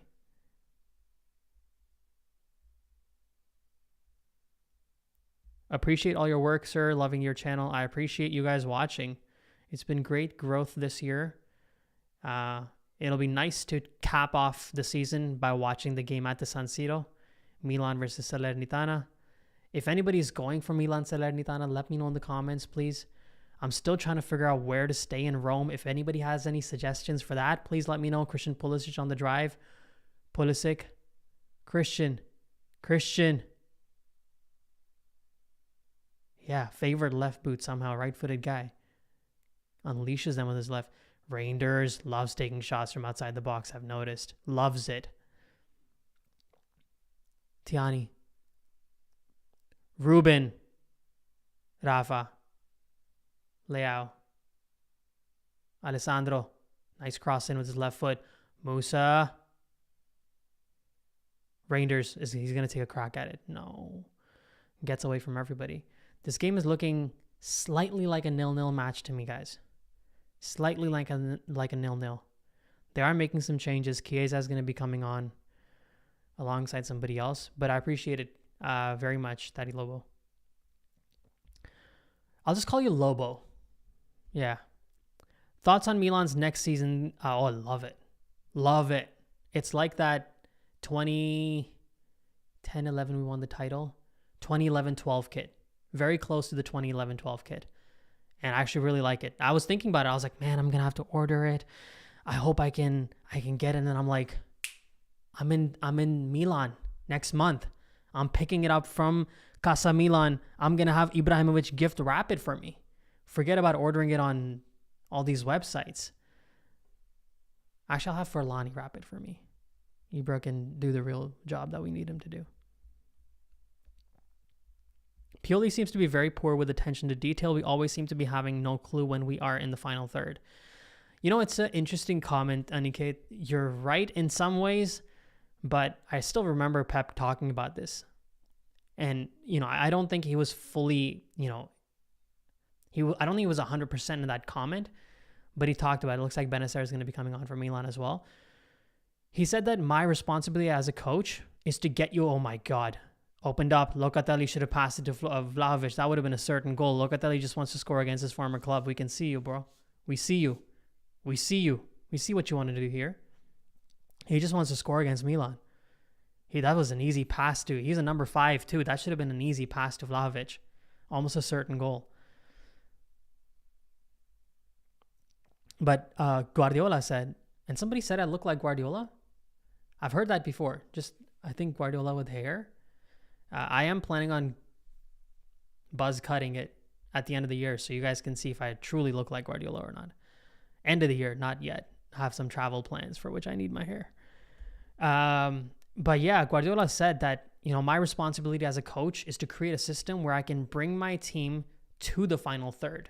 What you do in the final third is kind of up to you now. We can create systems, we can have some ideas, but you can't predict how the other team's defense is going to move all the time. And so you have to use your own creativity, your own vision, your own technique, and then the execution to get something out of that situation. So you're right. The problem with Milan is that when we enter the final third, a lot of the times we're noticing that final third is entered through some driving penetration by Loftus-Cheek or by Rafael Leao, but not the team as a unit. And when the team as a unit does it, they look a lot more threatening. So, oh my God, Isma, what a ball that could have been. Wow, that's the old Isma. Just needed a little bit wider, a little bit closer to Rafa. Benacer is coming out to prove himself. You can kind of see the way that he's moving and the way he's directing his troops. He wants to get something out of this game. Oh my God, Juventus might just score. Oh, Sportiello with another save. Man of the match till now.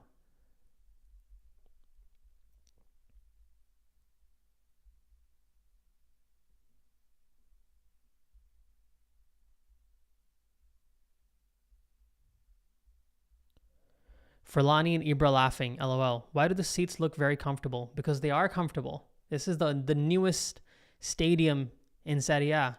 Just imagine that. The newest stadium in Serie A is 13 years old. That's saying something. That's really saying something about the league. But yeah, this is the newest stadium, so their seats are brand new, I guess.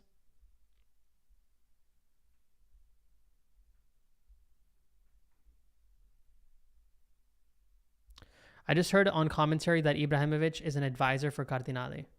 He is, yeah, but we still don't get his role. Cardinale has said that Ibrahimovic is me in my absence. That's a lot of... That's vague. But at the same time, that means he has ultimate power. Then what is CEO Ferlani there for? Or the main scout Moncada there for? They're holding Ibrahimovic's briefcase?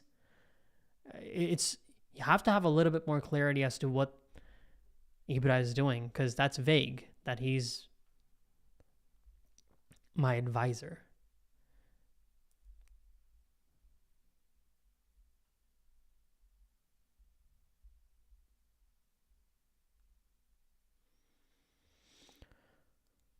Leao, nice give and go with Rangers. Rafa once again with Rangers. Tiani, Loftus-Cheek, Ruben, don't take a shot from outside. Oh my God, that was actually kind of close. He did take a shot and that was close. Do you believe in the Marotta League conspiracy? This season or in general? I don't really know. I don't believe in these things, man. I don't like being cynical. I don't like that personality trait. See what you see and conclude what you want, but to always doing mental gymnastics is too draining. I would rather just believe that Inter are the best team in the league because they have shown us that they are the best team in the league than assuming that it's some conspiracy. Because who has beaten Inter this year outside of Sassuolo, I believe? Nobody. If nobody can beat you, you must be the best team in the league then. So, I mean, you can then debate that some of the penalties or some of the decisions, but some decisions go in the favor of Milan too. You can say it's an Elliott League, seeing what Radu did in that match against Bologna that led Milan to be able to secure that title. And it's not, sometimes things just happen.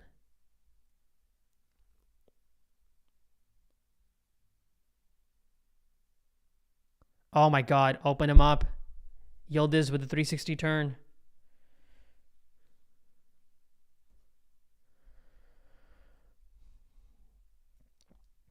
Which manager do you want? Sorry guys, I'm a little bit itchy in my arm. That's why I keep looking down. I'm not looking at anything. I'm getting my tattoo removed. That's why. See, this is what Milan's come down to. These are the conversations we're having now. But yeah, so that's why I'm a little itchy. I had the procedure a few days ago. Interesting stories about that. Maybe I'll make a video about that too. Nobody really knows how that works, or a lot of misconceptions about how tattoo removal works.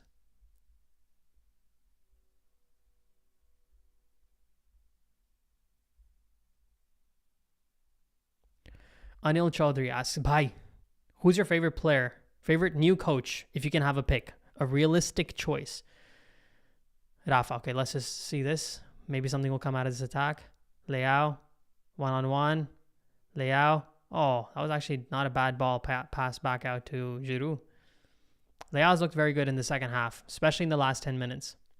Very good. Put himself and his teammates to get some good chances there. I'm telling you guys, this game has 0-0.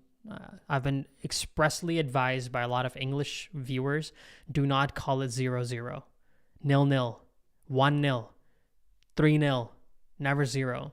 So give me some time to get used to that habit. Yildiz. Chiesa. Useless. Danilo with a nice ball out to Timothy Weah. Weah passes it to his American teammate in Musa.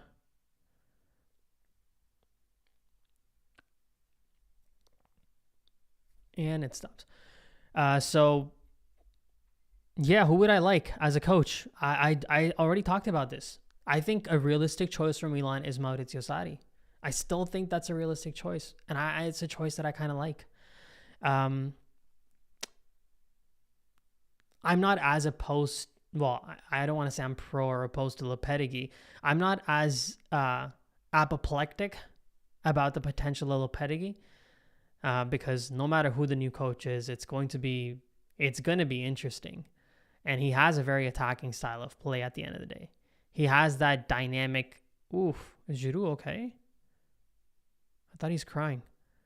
He has this, super aggressive style of playing.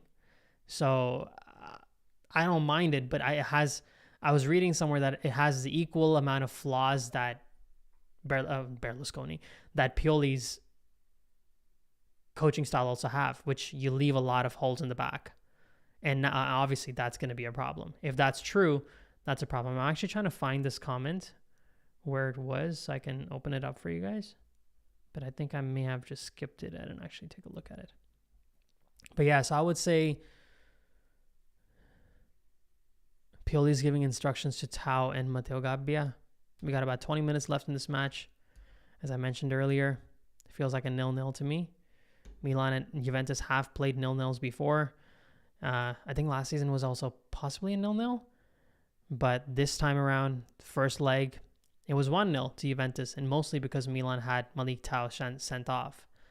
And if that wasn't the case, maybe it would have been a tighter game as well. For the American viewers, looks like Weston McKennie's coming on. For the Milan viewers, looks like, well, you know what I mean.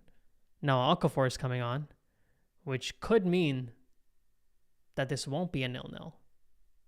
Because Okafor is the most productive player off the bench in the entire league. Scored the most goals. That's what they'll be hoping for. So that's my pick for the coach, my friend. I don't really have too much to say. Do you believe in the moon landing conspiracy? Do you mean, do I believe in the conspiracy that it didn't happen?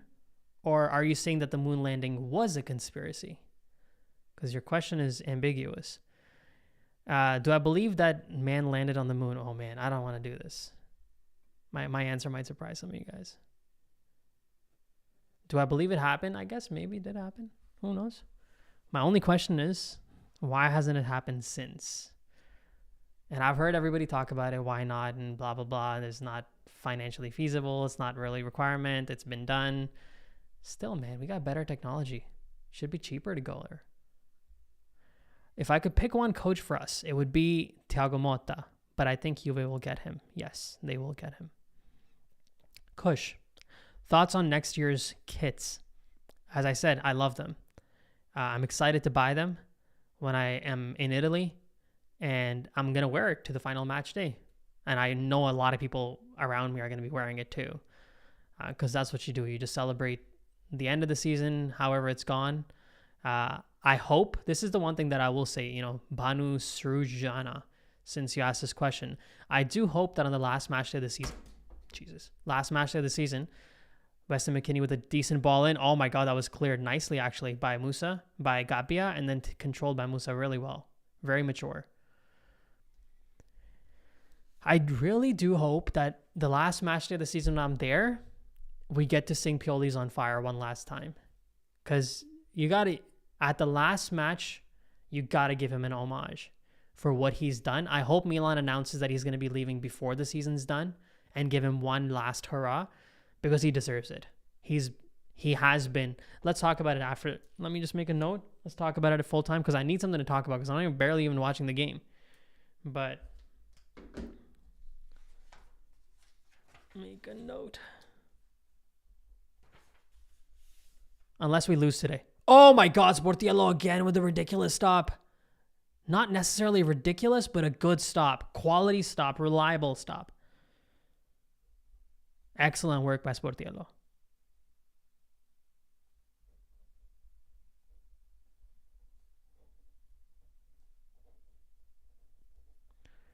Final match day. All right. Thank you for the question, my friend. Your question gave me an idea what to talk about after the game, sorry. What is Pioli waiting for? Sub Chukwueze in. Okafor. Almost passed it out to Rangers there. Yeah, I would put Chukwueze in for sure now. Take Pulisic off. He's played a lot of minutes too. No need to tire him out for this game. It doesn't really matter. I keep saying it doesn't matter, but what are the standings like right now? I feel like I've almost checked out a little bit. Let me put this on the screen.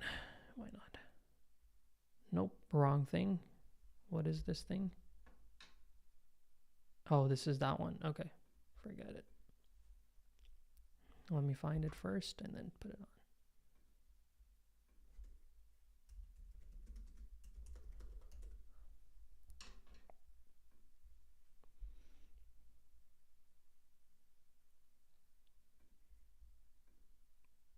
There we go. You can kind of see the standings there. So at this point in time, Milan would be sitting at 70 points. Juventus would be at 65. If Milan can pull off the win, they would be at 72. Juventus would stay at 64. So Milan would open up an 8-point gap, which they would be happy with. The only thing is that Milan's next matches are against these sides. You got a match against Genoa, against Cagliari, against Torino, and against Salernitana. And because of those games, they're going to be able to secure top four. Not top four, the second spot. So it doesn't really matter to me that much if they win today or not.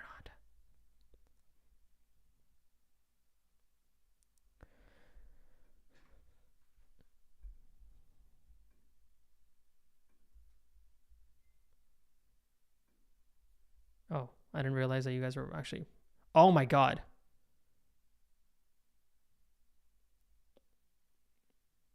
Milik almost scored a goal there. Oof.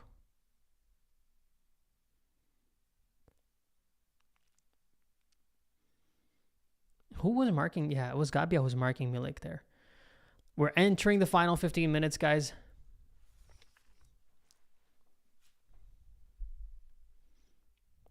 Yildiz from outside the box. He's going to take a crack. He doesn't. Yunus Musa intercepts. He's bodied down, though. Jesus. Kleenex.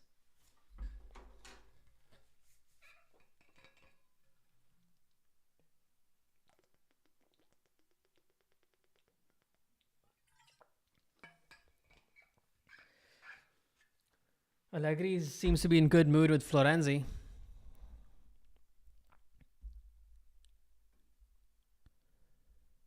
Maurizio Sarri, no please. I know I've heard that from a lot of people saying that to me. I'm used to it at this point. I want to know why though. Why no please? Oh my God. Ruben taken down. No, that's a shoulder to shoulder. That's not a foul. Loftus-Cheek gets pushed down by Bremer. Oh my God, that's shoulder to shoulder. There's no foul in that. I mean, it's fine for us. That's not a foul.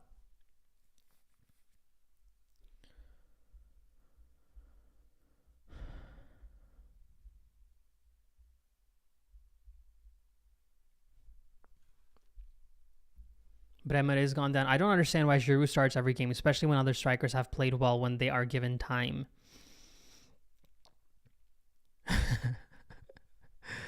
I don't know. I don't know how to answer this question. I understand you're not even asking me probably. You're just expressing your frustration.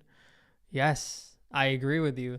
Weird part is that sometimes we even feel like we miss Giroud when he doesn't start. Because some of the times, Rafa, Leao. Oh my God, no one could score. Get on the end of that, Milan.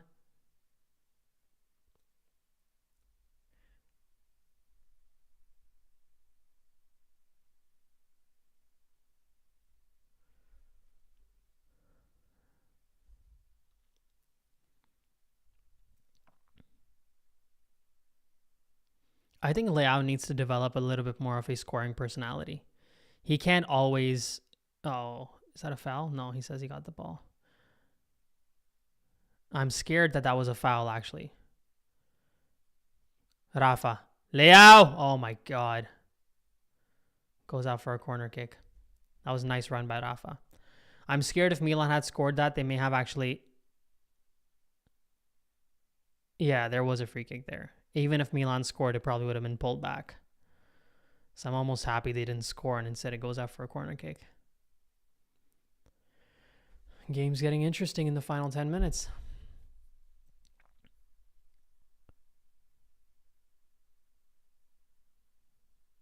Rafa. Pioli making his way back to the bench. Pulisic still on the field. I have no idea why he should be taken off. Florenzi steps up to take this. Giroud's not there, so who's going to head this in? Florenzi with a nice ball in. McKennie with the clearance. Falls to Yunus. Musa to Sportiello. Sportiello has been my man of the match till now. Kept that clean sheet. Milan's defense as porous as ever, as I mentioned. But Sportiello put a little bit of a lid on that. Rangers.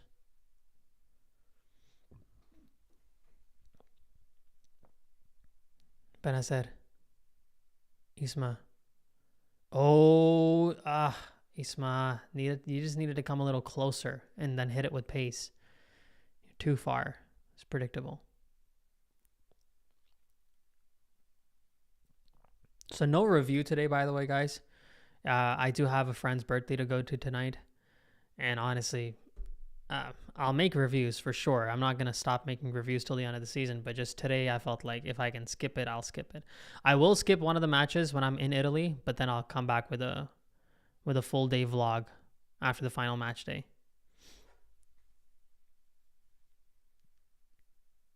Miretti's coming on for Juve. Who's coming on for Milan?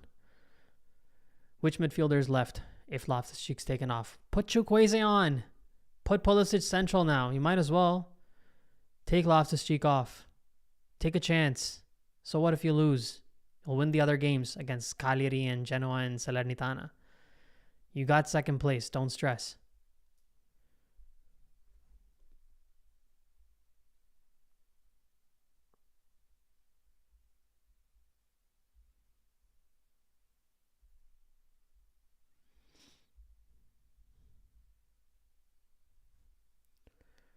Who's coming on?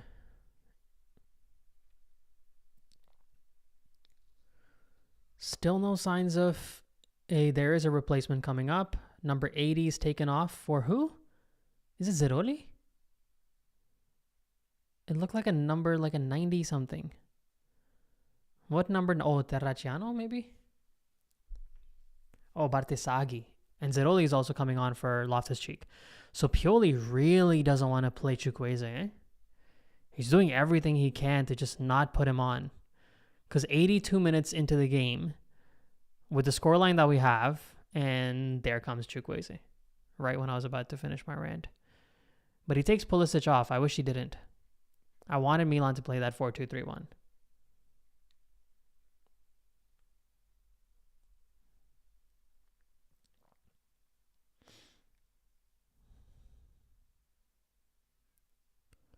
Pulisic with some encouraging words for Chukwueze to get this done.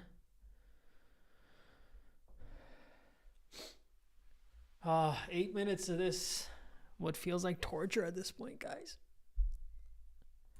It's been a good game, actually, to be fair. It's just we haven't been in the mood to really see it because of everything. But it's not been a bad game attack-wise.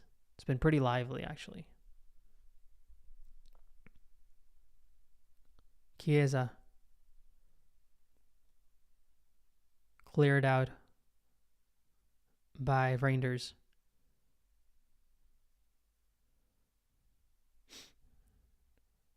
Locatelli.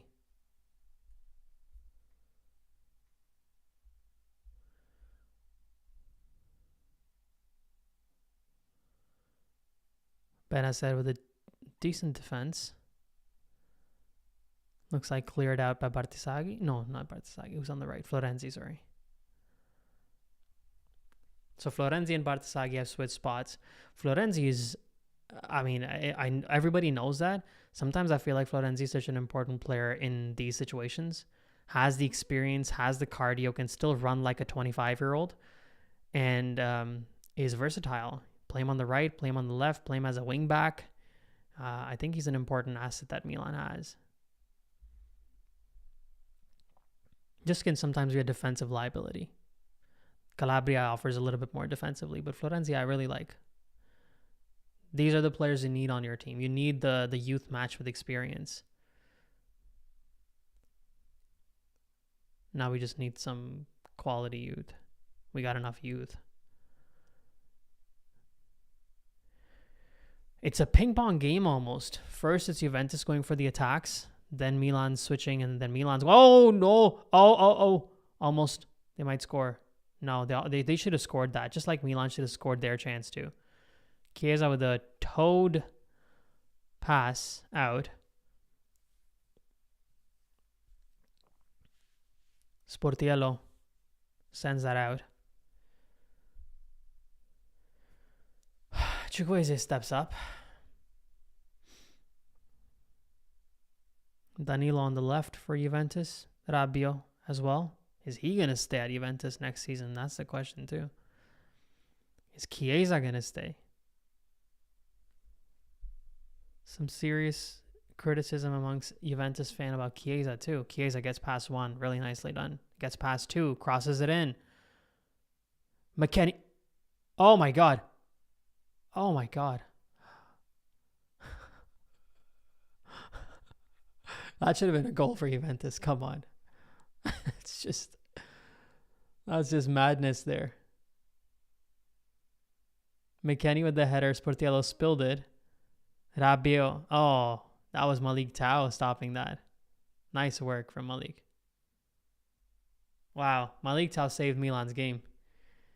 Saved Milan 3 points potentially. Wow, that was a certain goal if it wasn't for Malik Tao stepping in. Yeah, he needs that redemption. You know, after what happened in the first. Oh my goodness, how did they not score off of that, Milik? Jesus. Wow. Once again from a corner kick. Milan completely... happened last game too. I got to make a note of that too.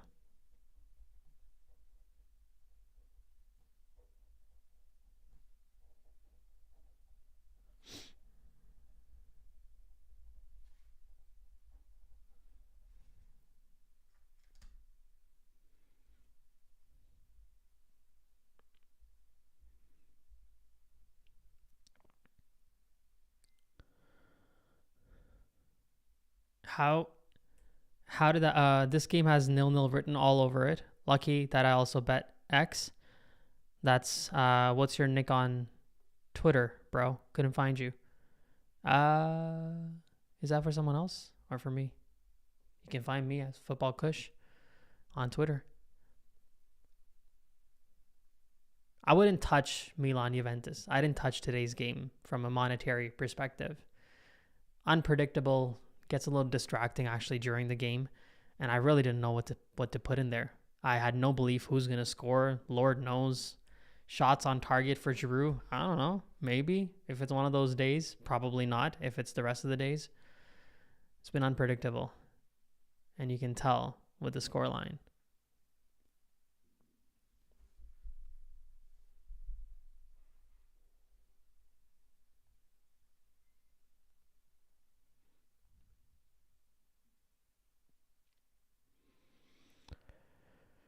Ah. 6 minutes of this torture. You guys are cool. This is painful. Miretti. Unless we score, of course, then it's great. Juventus from the edge of the box.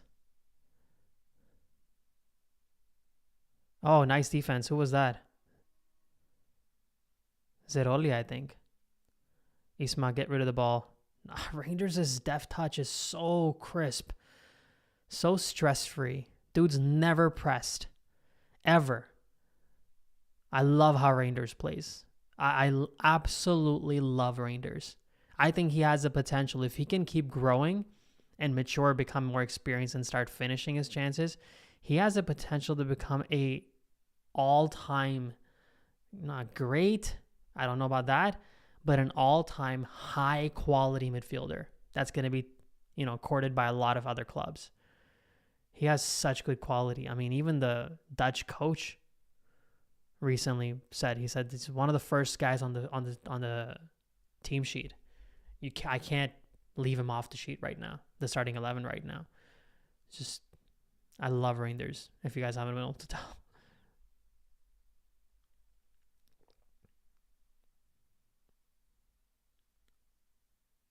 Oh my God, yeah, look at Tao there. Nice defense. Good work.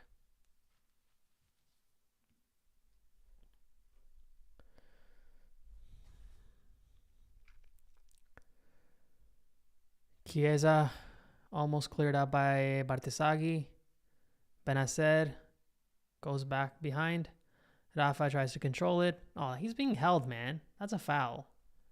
He's totally being held there. Yeah, he does give a foul, thank God. We're entering injury time now. I'm staying away from your comments, by the way, because sometimes you guys let me know that there's been a goal or something, and I'm a little behind a lot of the times.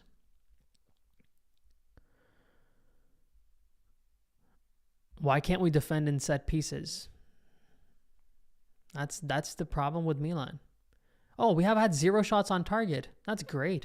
I didn't know that. Juventus has had 9 shots on target. Milan has had 0.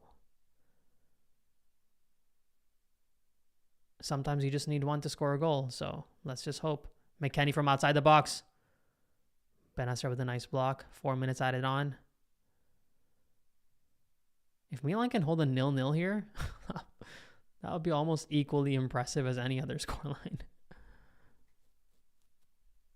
Because our defense is not... But honestly, Juventus is pretty garbage too. Bad. Someone's answering a question, I think. Why can't we defend in set pieces? Because Pioli just says, stay there and defend. This is his way to let players defend. I was talking to Rocco. A lot of you guys love Rocco, and you've expressed it.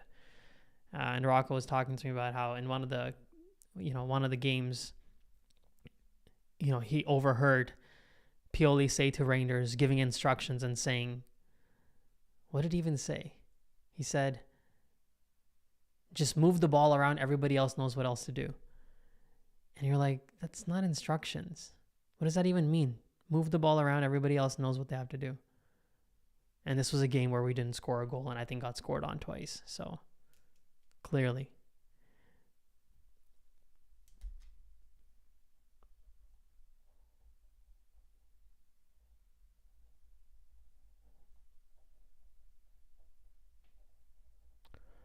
Minute and a half to go, guys. Chiesa fakes that. Takes a shot in. Bartesaghi with a good clearance actually there.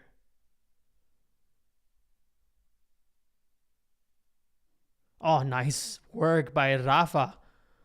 Or it falls right to a Juventus player. They're swarming Milan's box. Chukwueze has come on for about 7 minutes, to be fair to him.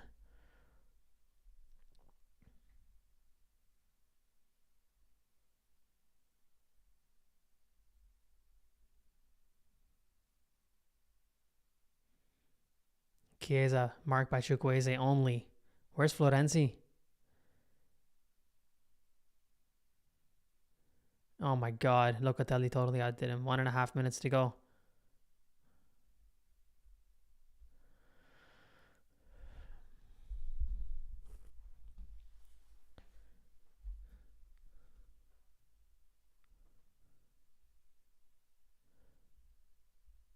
Tani was unknown until Pioli brought him in.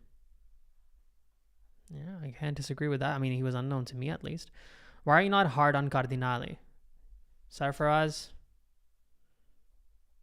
Why not tough on Jerry? This is a question I'm going to answer after full time because it's a good question. And I've talked about it, and probably some of you guys watching already know my answer, but I'll still answer it. But after the full time whistle, about 45 seconds to go.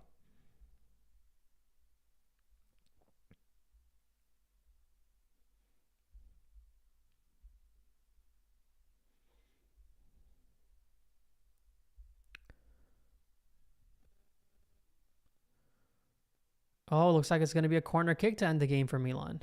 Why would Gatti clear it that way? Why didn't he just clear it for a throw-in? He cleared it for a corner kick. That's a strange clearance from Gatti. The final kick of the match is going to be a Milan corner kick. Who knows? We've lost some deserved matches. Maybe we'll win an undeserved one. Actually, Milan's played well, but Juve's played better. Milan has had 0 shots on target. Maybe we'll get their first one in right now. Here we go. Here's the corner kick. Florenzi with the kick. Nice kick in. And the ref gives no time for a Milan cross in. Called it, guys. Predicted this has a 0-0 written all over it. I'm glad. Well, I'm not glad it ended 0-0, but I'll take it. Whatever. And now we'll come to your comments. We'll come to your, everything that you guys have to say. Let me just close the screen so I can put my laptop in properly. There we go. Sorry for the noise and all that, but I just want to chat with you guys now. Get to the good part of today.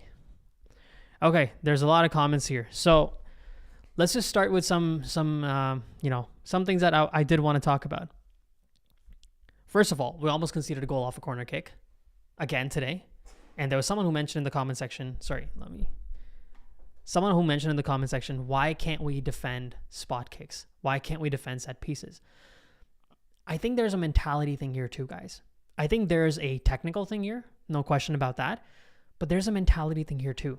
And I'll tell you why. Because at the conclusion of the match against Inter, when all the criticism was coming out about Milan's performance and Inter winning the title, one of the things that Stefano Pioli said was Milan played so well, it wasn't even until the corner kick that it took them a corner kick to score a goal. And you process that and you think about that quote and you're like, what does that mean? Why is it? And this is not the first time that he said it, and I'm paraphrasing it. It sounded more almost like him saying that, it's just a corner kick that they scored from. That's how it sounded like he was saying. And he's made that comment before for sure with corner kicks. It's a goal that they scored off a corner kick. And you really start to wonder from a mentality standpoint that as a coach, you have to come out and be frustrated. And I almost get the sense that for Pioli, I'm pretending to be in his head fully for sure right now.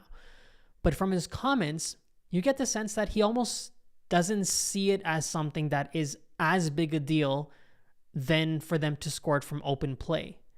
When you create the mentality that kind of smells like that, you're going to concede goals from set pieces, which Milan does probably more than most clubs in the league. We're horrible at defending corner kicks.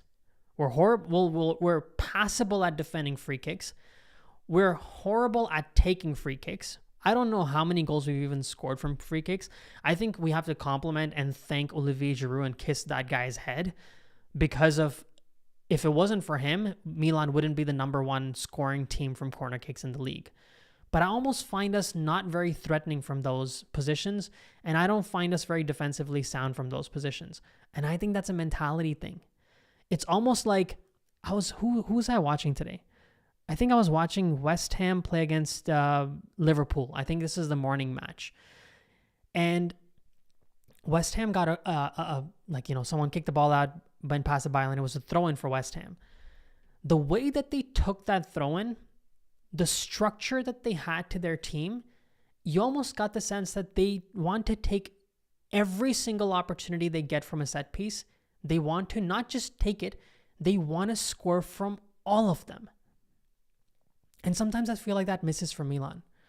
Corner kicks they're actually not too bad with, but especially free kicks, especially if it's one of those Ronaldinho range of a free kick, a David Beckham range of a free kick, we have no specialists for that. And I think this team is lacking in its mindset in that department. We're just trying to score from open play, and we're not fully capitalizing on a mix of corner kicks, free kicks, and throw-ins. We're not as threatening from those three. Even though the stats say Milan has got the most corner kick goals this season, I get it. But I don't think we're as scary and as lethal as we should be compared to how we are when Leao's taking on someone one-on-one. So I think it's something about the coach's comments to it. It bugged me that he came out and said, I just took them a corner kick. What, isn't that part of the game? Aren't you supposed to know how to defend those? You can't just say, well, it took them a corner kick to score a goal. They shouldn't have scored from that. And look at the way that they scored from that corner kick in that match against in the match against Inter. He was left completely unmarked. Completely unmarked, Acerbi. And this has happened before too. I think last time it was Lautaro Martinez or someone, maybe it was Darmian, I can't remember. Same thing happened that time too. Completely left unmarked, easy tap-in header into an open goal. You have a problem, and instead of fixing the problem or complaining about the fact that the problem is not fixed, you almost downplay and say, they needed a corner kick to score from. They shouldn't have scored from that corner kick. And that is a frustration that, we have with Stefano Pioli. And this is there's somebody else who also asked, and there's probably a lot of comments coming out now. Did we just have 0 shots on goal the whole game? Yes, Adrian, we did. 0 shots on goal. Sportiello saved our game, really, today. Pioli has 0 winning mentality. Ciao a tutti says Pioli has 0 winning mentality. Now, as much as I don't fully agree with that, I do partly agree with that. And that's sad, because I shouldn't agree with that at all. What is wrong with Rafa? He's so trash. All right. We'll just ignore. Maybe you should just go back to watching cricket, like I was told. And I'll come back to that question. Sarfaraz had a question that he asked. I don't know if I can find it now. Why are you not hard on Cardinale? After Cardinale, I will talk about Stefano Pioli, and then I'll talk about my trip to Milan and the final match day and what I feel about that. But here's why I'm not tough on Cardinale. It's not long enough time. It just isn't. It's not long enough time that he's been the owner. First of all, you have to look at his principal way of thinking about how this is supposed to work. His principal way about thinking how this is supposed to work is, and this gets boring for some of you guys, but I have to repeat it because the question was asked at a good time. He believes in a sustainable way of running your club. He doesn't believe in the Middle Eastern way of throwing money at your problems, because that also doesn't always guarantee results. Or not even the Middle Eastern. It's the American way of Todd Bowley, or the Russian way of Roman Abramovich.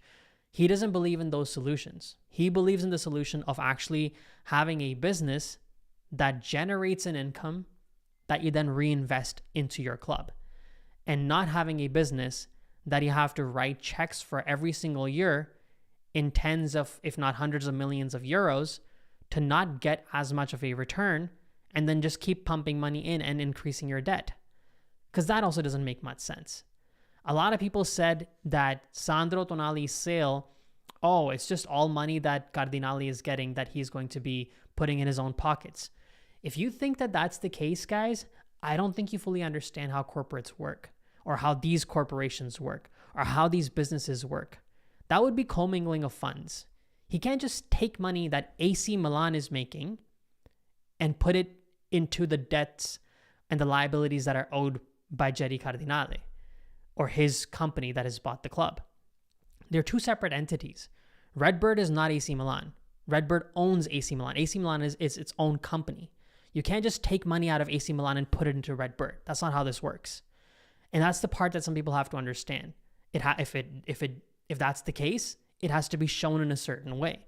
And it would be possibly, I don't know about the legality in terms of it being a public information or not, but you can't just take Sandro Tonali's money and just pay off your own debts for that.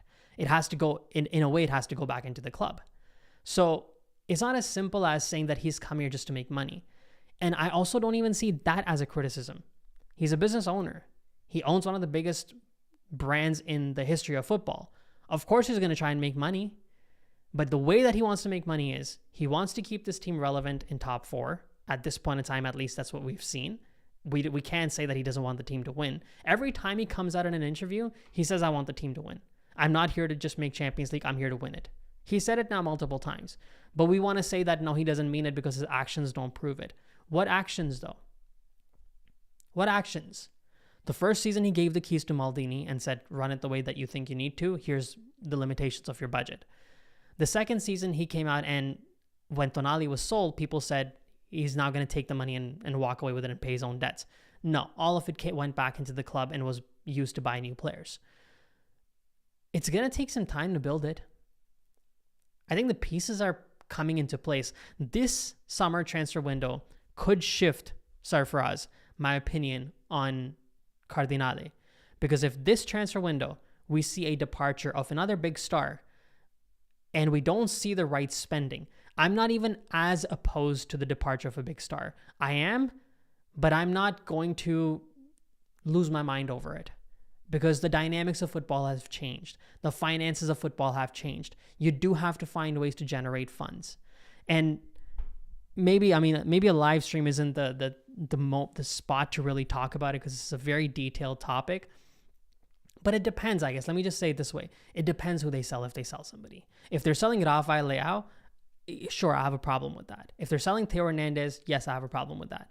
But I'll throw out a name. If they sold Benacer, I think all of us would be okay with that at the end of the day. But let me come up with a more controversial name. If they sell Fikayo Tomori for 40 million, 50 million, he should go for 50 million for sure, especially if he's sold to a Premier League club. Because the reality is that Tomori's not getting enough playtime with England. So he could also in his mind have this realization that, you know what, I think I got to go back to the Premier League to get more playtime with England. Because here at Milan, I'm just getting ignored by the coach. It's possible. I don't know if it's necessarily the case, but it's possible. If he's sold to a Premier League club for 50 million, he was bought by Milan for I think around 26 to 30 million. If he sold for 50, if not more, I'm okay with that sale. If that's used to buy two good center backs for 25 to 30 million each, and you use some funds from the sale of Salamakers, you use some funds from the sale of Charles de Ketelaere, I'm okay with getting two new center backs that might be better, or not even better, that are good quality. It depends who's being sold and it depends how the funds are being reinvested. But this summer transfer window will definitely tell me a lot more about the ownership's intentions. Just like the Curva has come out and said that we're waiting to see what you do now, because what you do now will tell us what your exact plan for the future is, because we've given you the time to be able to build and create what you needed to. And that's why I'm not going too hard on him, because I'm waiting to see what happens. And you have to wait to see what happens, because some fans have this knee-jerk response to criticizing anybody and everybody. You'll find a set of fans that'll blame Pioli, Leao, Maldini, Cardinale, Elliott, anybody and everybody they'll blame. I try to refrain from that. I try to see results and then criticize accordingly. And with Pioli, I think we've seen enough to know that a change is needed. With Cardinale, we haven't. It's only 2 years. In the grand scheme of things, it's not a long enough time. And if he can be that guy and his team can be those people that can finally push this freaking stadium project that has been sitting dormant for about 7 years now, that's an accomplishment in itself. That's an accomplishment in itself. Off the field, of course, but I'm just saying, I'm looking at it, the whole picture. I'm looking at Cardinale's ownership as a whole and not just what happened with Maldini or Tonali's sale or what happened this season. So that's my rant on Cardinale to some degree. Let me see if you guys have anything to say about that.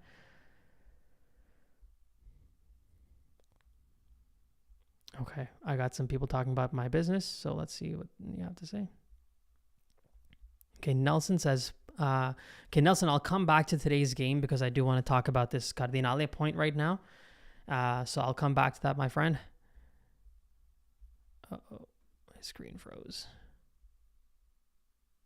Okay, let's see this. Kush, you sell houses. You have clients that trust you more than anyone and employees. If they say a new guy with no history and a bad track record, don't you think your employees' parent era would leave? I don't know if I understand the full point, but I'll try and parse through what you're trying to say here. If they say a new guy with no history and a bad track record, I'll need a... Oh, are you talking about Maurizio Sarri? Or are you talking about Cardinale? You absolutely can take money out of AC Milan and into Redbird. Not saying Cardinale is doing that, but that absolutely can take our dividends and bring... It's not quite the same with Milan. Milan's not a publicly traded company. So it's not like Manchester United. So there are some distinctions here. At the same time, you can't just use funds that are coming here and put it there. You can't. AC Milan is its own company. It's its own corporation. It's not Redbird. That's a different corporation. It has to be a payout then that you're giving the money to Redbird. So I'm not saying you can't physically do it, but you're not allowed to do it, or you have to do it in a certain way. And when you do it in a certain way, this is the part that I don't know for sure, is does it have to be public information? Because Milan's not a publicly traded company. So that part I won't say for sure. But you can't just move funds from one corporation to the other, move funds from one corporation to the other without anyone knowing.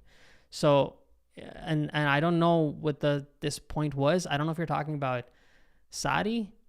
If you're talking about Cardinale, I mean, we don't really know any bad track record of his, so I'm not quite sure how to respond to that one. But there are a few comments. Cardinale doesn't respect the history of Milan and even the rivalry with Inter. He doesn't care Milan is reaching any cup competition final. So Faraz, I understand the frustration that a lot of Milan fans have about Cardinale, but we don't really know these things, right? We can't say he doesn't respect the history of Milan. Well, quite honestly, he doesn't even know the history of Milan. He just came out, I think, this season end of last season where he said, I don't even know we had 7 Champions League titles. So I don't even think it's about respecting the history of Milan. Man, I don't know how long this live will go if we get into this topic. He got a business opportunity. He's in a business where his hedge fund or his financial firm likes to acquire businesses, and they like the entertainment and the sports businesses. They've purchased clubs from other leagues. I'm an Indian guy. They own an Indian Premier League team as well. Well, they used to. I think they sold that stake now. That team is number 1 in the league right now, by the way. But they used to have a part ownership in that team called the Rajasthan Royals. So this is a hedge fund, essentially, that likes to invest in entertainment and sports. They got an opportunity with the availability of AC Milan. Elliott is an American company. Redbird is an American company. They probably, have part of same circles or whatever. And they're informed that, hey, this opportunity is available.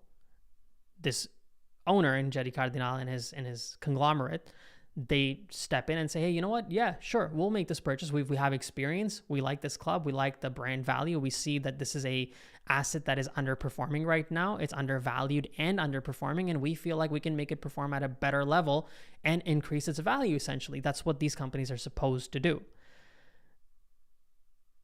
Now, when he acquires that club, he can't be sitting there watching documentaries and reading books about AC Milan. It takes some time to learn. He kept away from the club for the first year, but this year he's been much more public, which tells me he's trying to get a little bit more involved. So when we say that he doesn't respect the history of Milan, I know where that's coming from. That's simply coming from the firing of Paolo Maldini.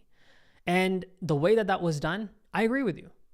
I agree with you. He didn't respect the history of Milan. He didn't understand the importance of that one singular person to the fan base. And I don't know if he fully wrapped his head around what that firing would do in terms of response from the fans. It was very harsh and very immediate. And it was a shock in the entire Italian media as well. So if you're talking, he doesn't respect Paolo Maldini and what he's done for the club, I agree with you. When you say he doesn't respect the history of AC Milan, I kind of disagree with you because we don't know that that's the case. And even the rivalry with Inter. He doesn't care Milan is reaching any cup competition final. Let me say this now. And this is an important point. If you're right, he doesn't care about the history of Milan. He doesn't care about the rivalry of Milan. He doesn't care about reaching any cup competition final. Then he would keep Pioli. Why would he fire Stefano Pioli then? Stefano Pioli's made second place. He took Milan to the quarterfinals of the Europa League this year. He's taken Milan to the Champions League for next season through his performances. Technically, Milan is the second best team in the league. They've done better than what they did last season with points accumulation once the season is over. So then he would keep him. Why is he firing Stefano? Because he wants the club to be better. Because he wants to not be this behind Inter. Because he wants to make competition finals. So I kind of disagree there, but I do understand the frustration, and I do understand the point about Milan's history because I think a lot of it has to do with the Maldini firing. You're not wrong about that. Zlatan and Scaroni need to pick a coach who has good tactics and can utilize young players.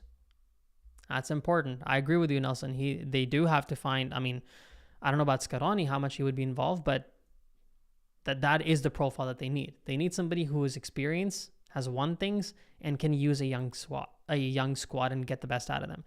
Cardinale is not the problem, from what I can tell, Nelson says.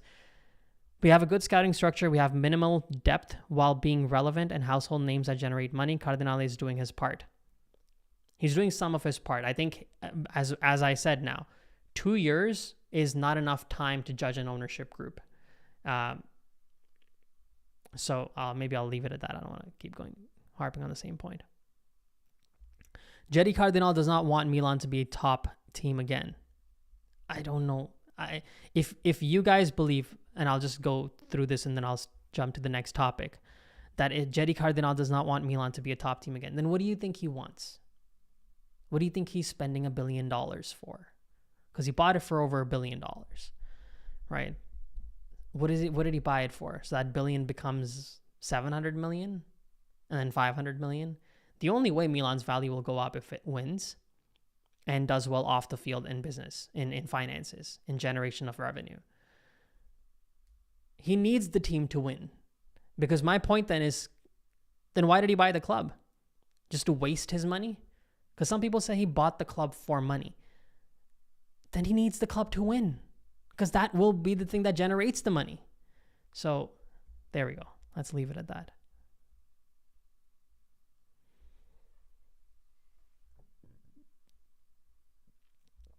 I kind of have to, touch up on this one. Come on now. When Maldini retired, he got into a fight with the Curva Sud. Even longtime fans of the club were against Maldini at points of time.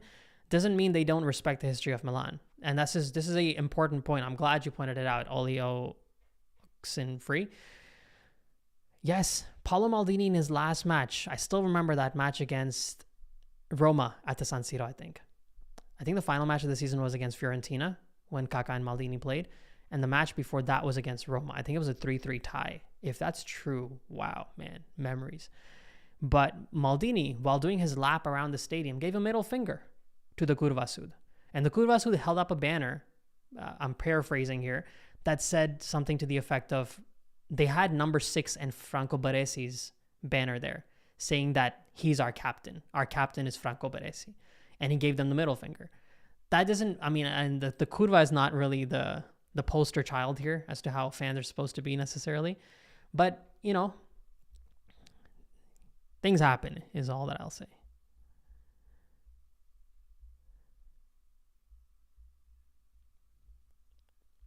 Celtao, Calabria. Okay, Brian, let's come back to this. Let's just talk about the one next point was... Okay, I'll leave the Pioli point for the last one. So let's just discuss this over here. Celtao. I don't know if I agree with that. I think he can get one more season. He had one good season, one not so good season. I think it's okay if we give him one season, unless he gets a pretty big offer. Anything north of 20 million for Tau or 25 million for Tau should be considered, because he was bought by Milan, I think, for 8. So you're doubling your investment. I can tell I froze. Don't worry, I'll fix it right now. And I also froze at a really good spot. Take a screenshot while I'm changing this. All right, there we go. So, yeah, Celtao, not fully agreement. Calabria, yes, if we get an offer, or tell him that he has to be a backup player. Jovic, I don't think we own him though, right? Do we own Jovic? I'm not sure. Benacer, I think it's time. Yes, if we can get an offer anywhere around 30 to 40 million for Benacer, maybe 40 million. Let's be a little greedy from a Premier League club. Sell him. Musa, no. Musa should stay. Musa is a good quality player. I think he has potential. I think he's too young to really make an assessment on right now. And I don't even really think he's going to get sold because, he's an American player and he's new, and I don't think Milan's going to sell him. Kier, it's to send Kier to the retirement home. Lonat Zeroli, sure. Traore, sure. Bartisaghi, sure. Simic, I think, should stay and should get more playtime. Terracciano, I haven't seen enough of to be able to say. We need a striker, yes. 2 center backs, yes. 2 central defensive midfielders, maybe. I'll take 1 even. 2 midfielders, not sure. I think 1 central defensive midfielder will do the job right now. We have Reinders. If we keep Benacer, Loftus-Cheek is there. We're just going to be, overflowing with midfielders. Right back, yes. Left back, backup for Theo, yes. And keep Romero. Agreed. You forgot you did say a striker. Yeah, that's Brian. This is pretty much on point, my friend. I do want to thank Joe over here. I appreciate the super chat. You're very kind of you, very generous of you. RLC as a 10 all season. FFS, can we please have a run of games with Leao, Chukwueze, Pulisic, and Okafor up top? Move RLC to 8. Oh, wait. This is a... How do I do that? I got to click on this. I'm trying to click on something, but it won't let me. Joe, this is your 5th super chat on a live stream. And it shows me there, and I'm trying to click a button that allows me to celebrate that, but it won't let me. I appreciate it. And you're very kind and generous. I really do appreciate it. You have no idea how much this helps, and, just keeps you going and keeps you happy. But this is what we've been crying for probably half the season, Joe. And let's hope that this happens. Let's really hope that this happens in the last 3 matches of the season. I think Pioli will make a lot of changes. Once Milan secures second spot, I think the last 2 matches probably they'll just free range it. And you know what? That is probably a perfect place for me to get to my last point, which is the last game of the season. Now, I'm going to end the stream in about 5 minutes, but I'm going to chat about the last game of the season because at this point in time, from the looks of it, I will be there at the San Siro watching Milan play against Salernitana. And I will obviously, put a video together. I didn't last time with Milan Bologna, but this time I have a little bit more help. So I will absolutely be putting out a review. Not a review. I'll just put out the match experience, going to the stadium and all that. And I'll try to make it, in my way, put some decent edits in it. I think for the last match day of the season, before the last match day, the ownership group should come out and confirm if Stefano Pioli is getting fired. And not fired, I hope they can mutually agree to terminate his deal. If they can't, then something has to be released before the final match day that tells us that it's certain. And on the final match day, Pioli should get another final round of Pioli's on fire. I really hope that I'll be at the stadium watching that happen and singing along. Last time when I went for Milan Bologna, they did play that song. The environment was insane. It's insane. For some of you guys, I'm sure have gone. If you haven't gone to the San Siro and watched the game, it is insane. You feel it through your body. Like you're vibrating in your chest. I'm not even exaggerating it. You actually feel it. And I felt it when Pioli's on Fire was getting sung by 80,000 people around me. And I hope Stefano Pioli gets that for the last final match day, because his time at Milan, no matter how much of a difficulty and poor relationship the fans and the Curva and maybe even the players, some of the players, ownership group, Ibrahimovic, whoever has with Stefano Pioli is the greatest manager that Milan has had since Carlo Ancelotti. You have to accept that. The expectation that we had from him and the delivery that he provided this team has to be appreciated. If you were to tell me that in 5 seasons with Milan, Milan will make top 2 3 times and make a Champions League semifinal, and in the last season, in the first season essentially for him, they would have a crazy run where they would beat eventual champions Juventus, go away to Lazio and beat them 3-0. It was not possible at that point in time to imagine that when Milan was losing 5-0 against Atalanta and hadn't made the Champions League in 7 years. What Pioli has done with this team has, in a lot of ways, been truly remarkable. And he deserves that appreciation. And I really do hope that for the final match day of the season, I'll be one of the guys singing Pioli's on Fire. Will you do another live before you go to Italy? I will see. Maybe I will. I'm going to Italy in 2 weeks, so I'll try. I think I won't be able to make a review before the match, in the match before Salernitana Milan, because I'll be in Rome and I just want to chill and I just want to see the city. There's so much history there. But I'll let you guys know if I do. Stefano, sorry for all the disrespect. Hey, I agree with you there.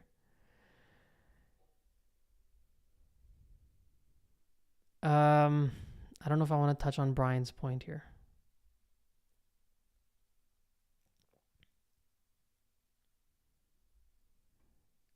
Okay, let's just do it. Why not? Let's have some fun. Kush, Pioli never even got in a final of anything. He doesn't deserve much. We only won the Serie A because of a new Inter and Juventus. We won a title, man. When you look at it, you know how many, okay, not to spend too much time on this, but keep in mind, there was a time, and this is the truth, and I was even considering making a video on this. The Champions League, the European Cup, was actually an easier cup to win than the UEFA Cup. The UEFA Cup actually, 20, 30 years ago, had a lot more competition in it than the European Cup, which is now known as the Champions League. Because the Champions League, the European Cup, used to be just the winners from each league. And it used to be maybe 15, 16, or sometimes even 8 teams playing each other, and you're the winner at the end. Whereas the UEFA Cup was more in line with what the Champions League is now, where there used to be 3 teams from each league going, and then they play that group stage in that format, or even, knockout rounds. But you had a much more heavily contested period to win a UEFA Cup than you used to have winning a European Cup. But nobody cares. We don't care about it. Some of us don't even know about it. But it's still true. And Inter has won more UEFA Cups than Milan. Milan's won 0. So I don't think it matters. Stefano Pioli is still the coach that got Milan a title. And I don't care if Inter was young or not. Inter won the title before that season, so they were good enough, clearly, to win it the season with Milan. We pulled off a good season. We went 16 games unbeaten. 16 games unbeaten to close off the season. The last 9 matches, I believe, we had a clean sheet. Not a clean sheet, sorry. I think the last 9 matches we conceded 1 or 2 goals. We closed off that season and became champions because we deserved it. You cannot fake 38 games. At the end of 38 games, whoever wins the title is the deserved winner. And I'll close this off with Clip's line. I appreciate your super chat, my friend. You're very kind and generous. Do you think De Zerbi is the right coach for Milan? I think De Zerbi is somebody I am very much intrigued by. But seeing the kind of season that Brighton has had this season, although they do have the distraction of the European, was it the Europa League that they were in or the Conference League? The Europa League that they were in. I think their results have kind of disintegrated a little bit, especially defensively speaking.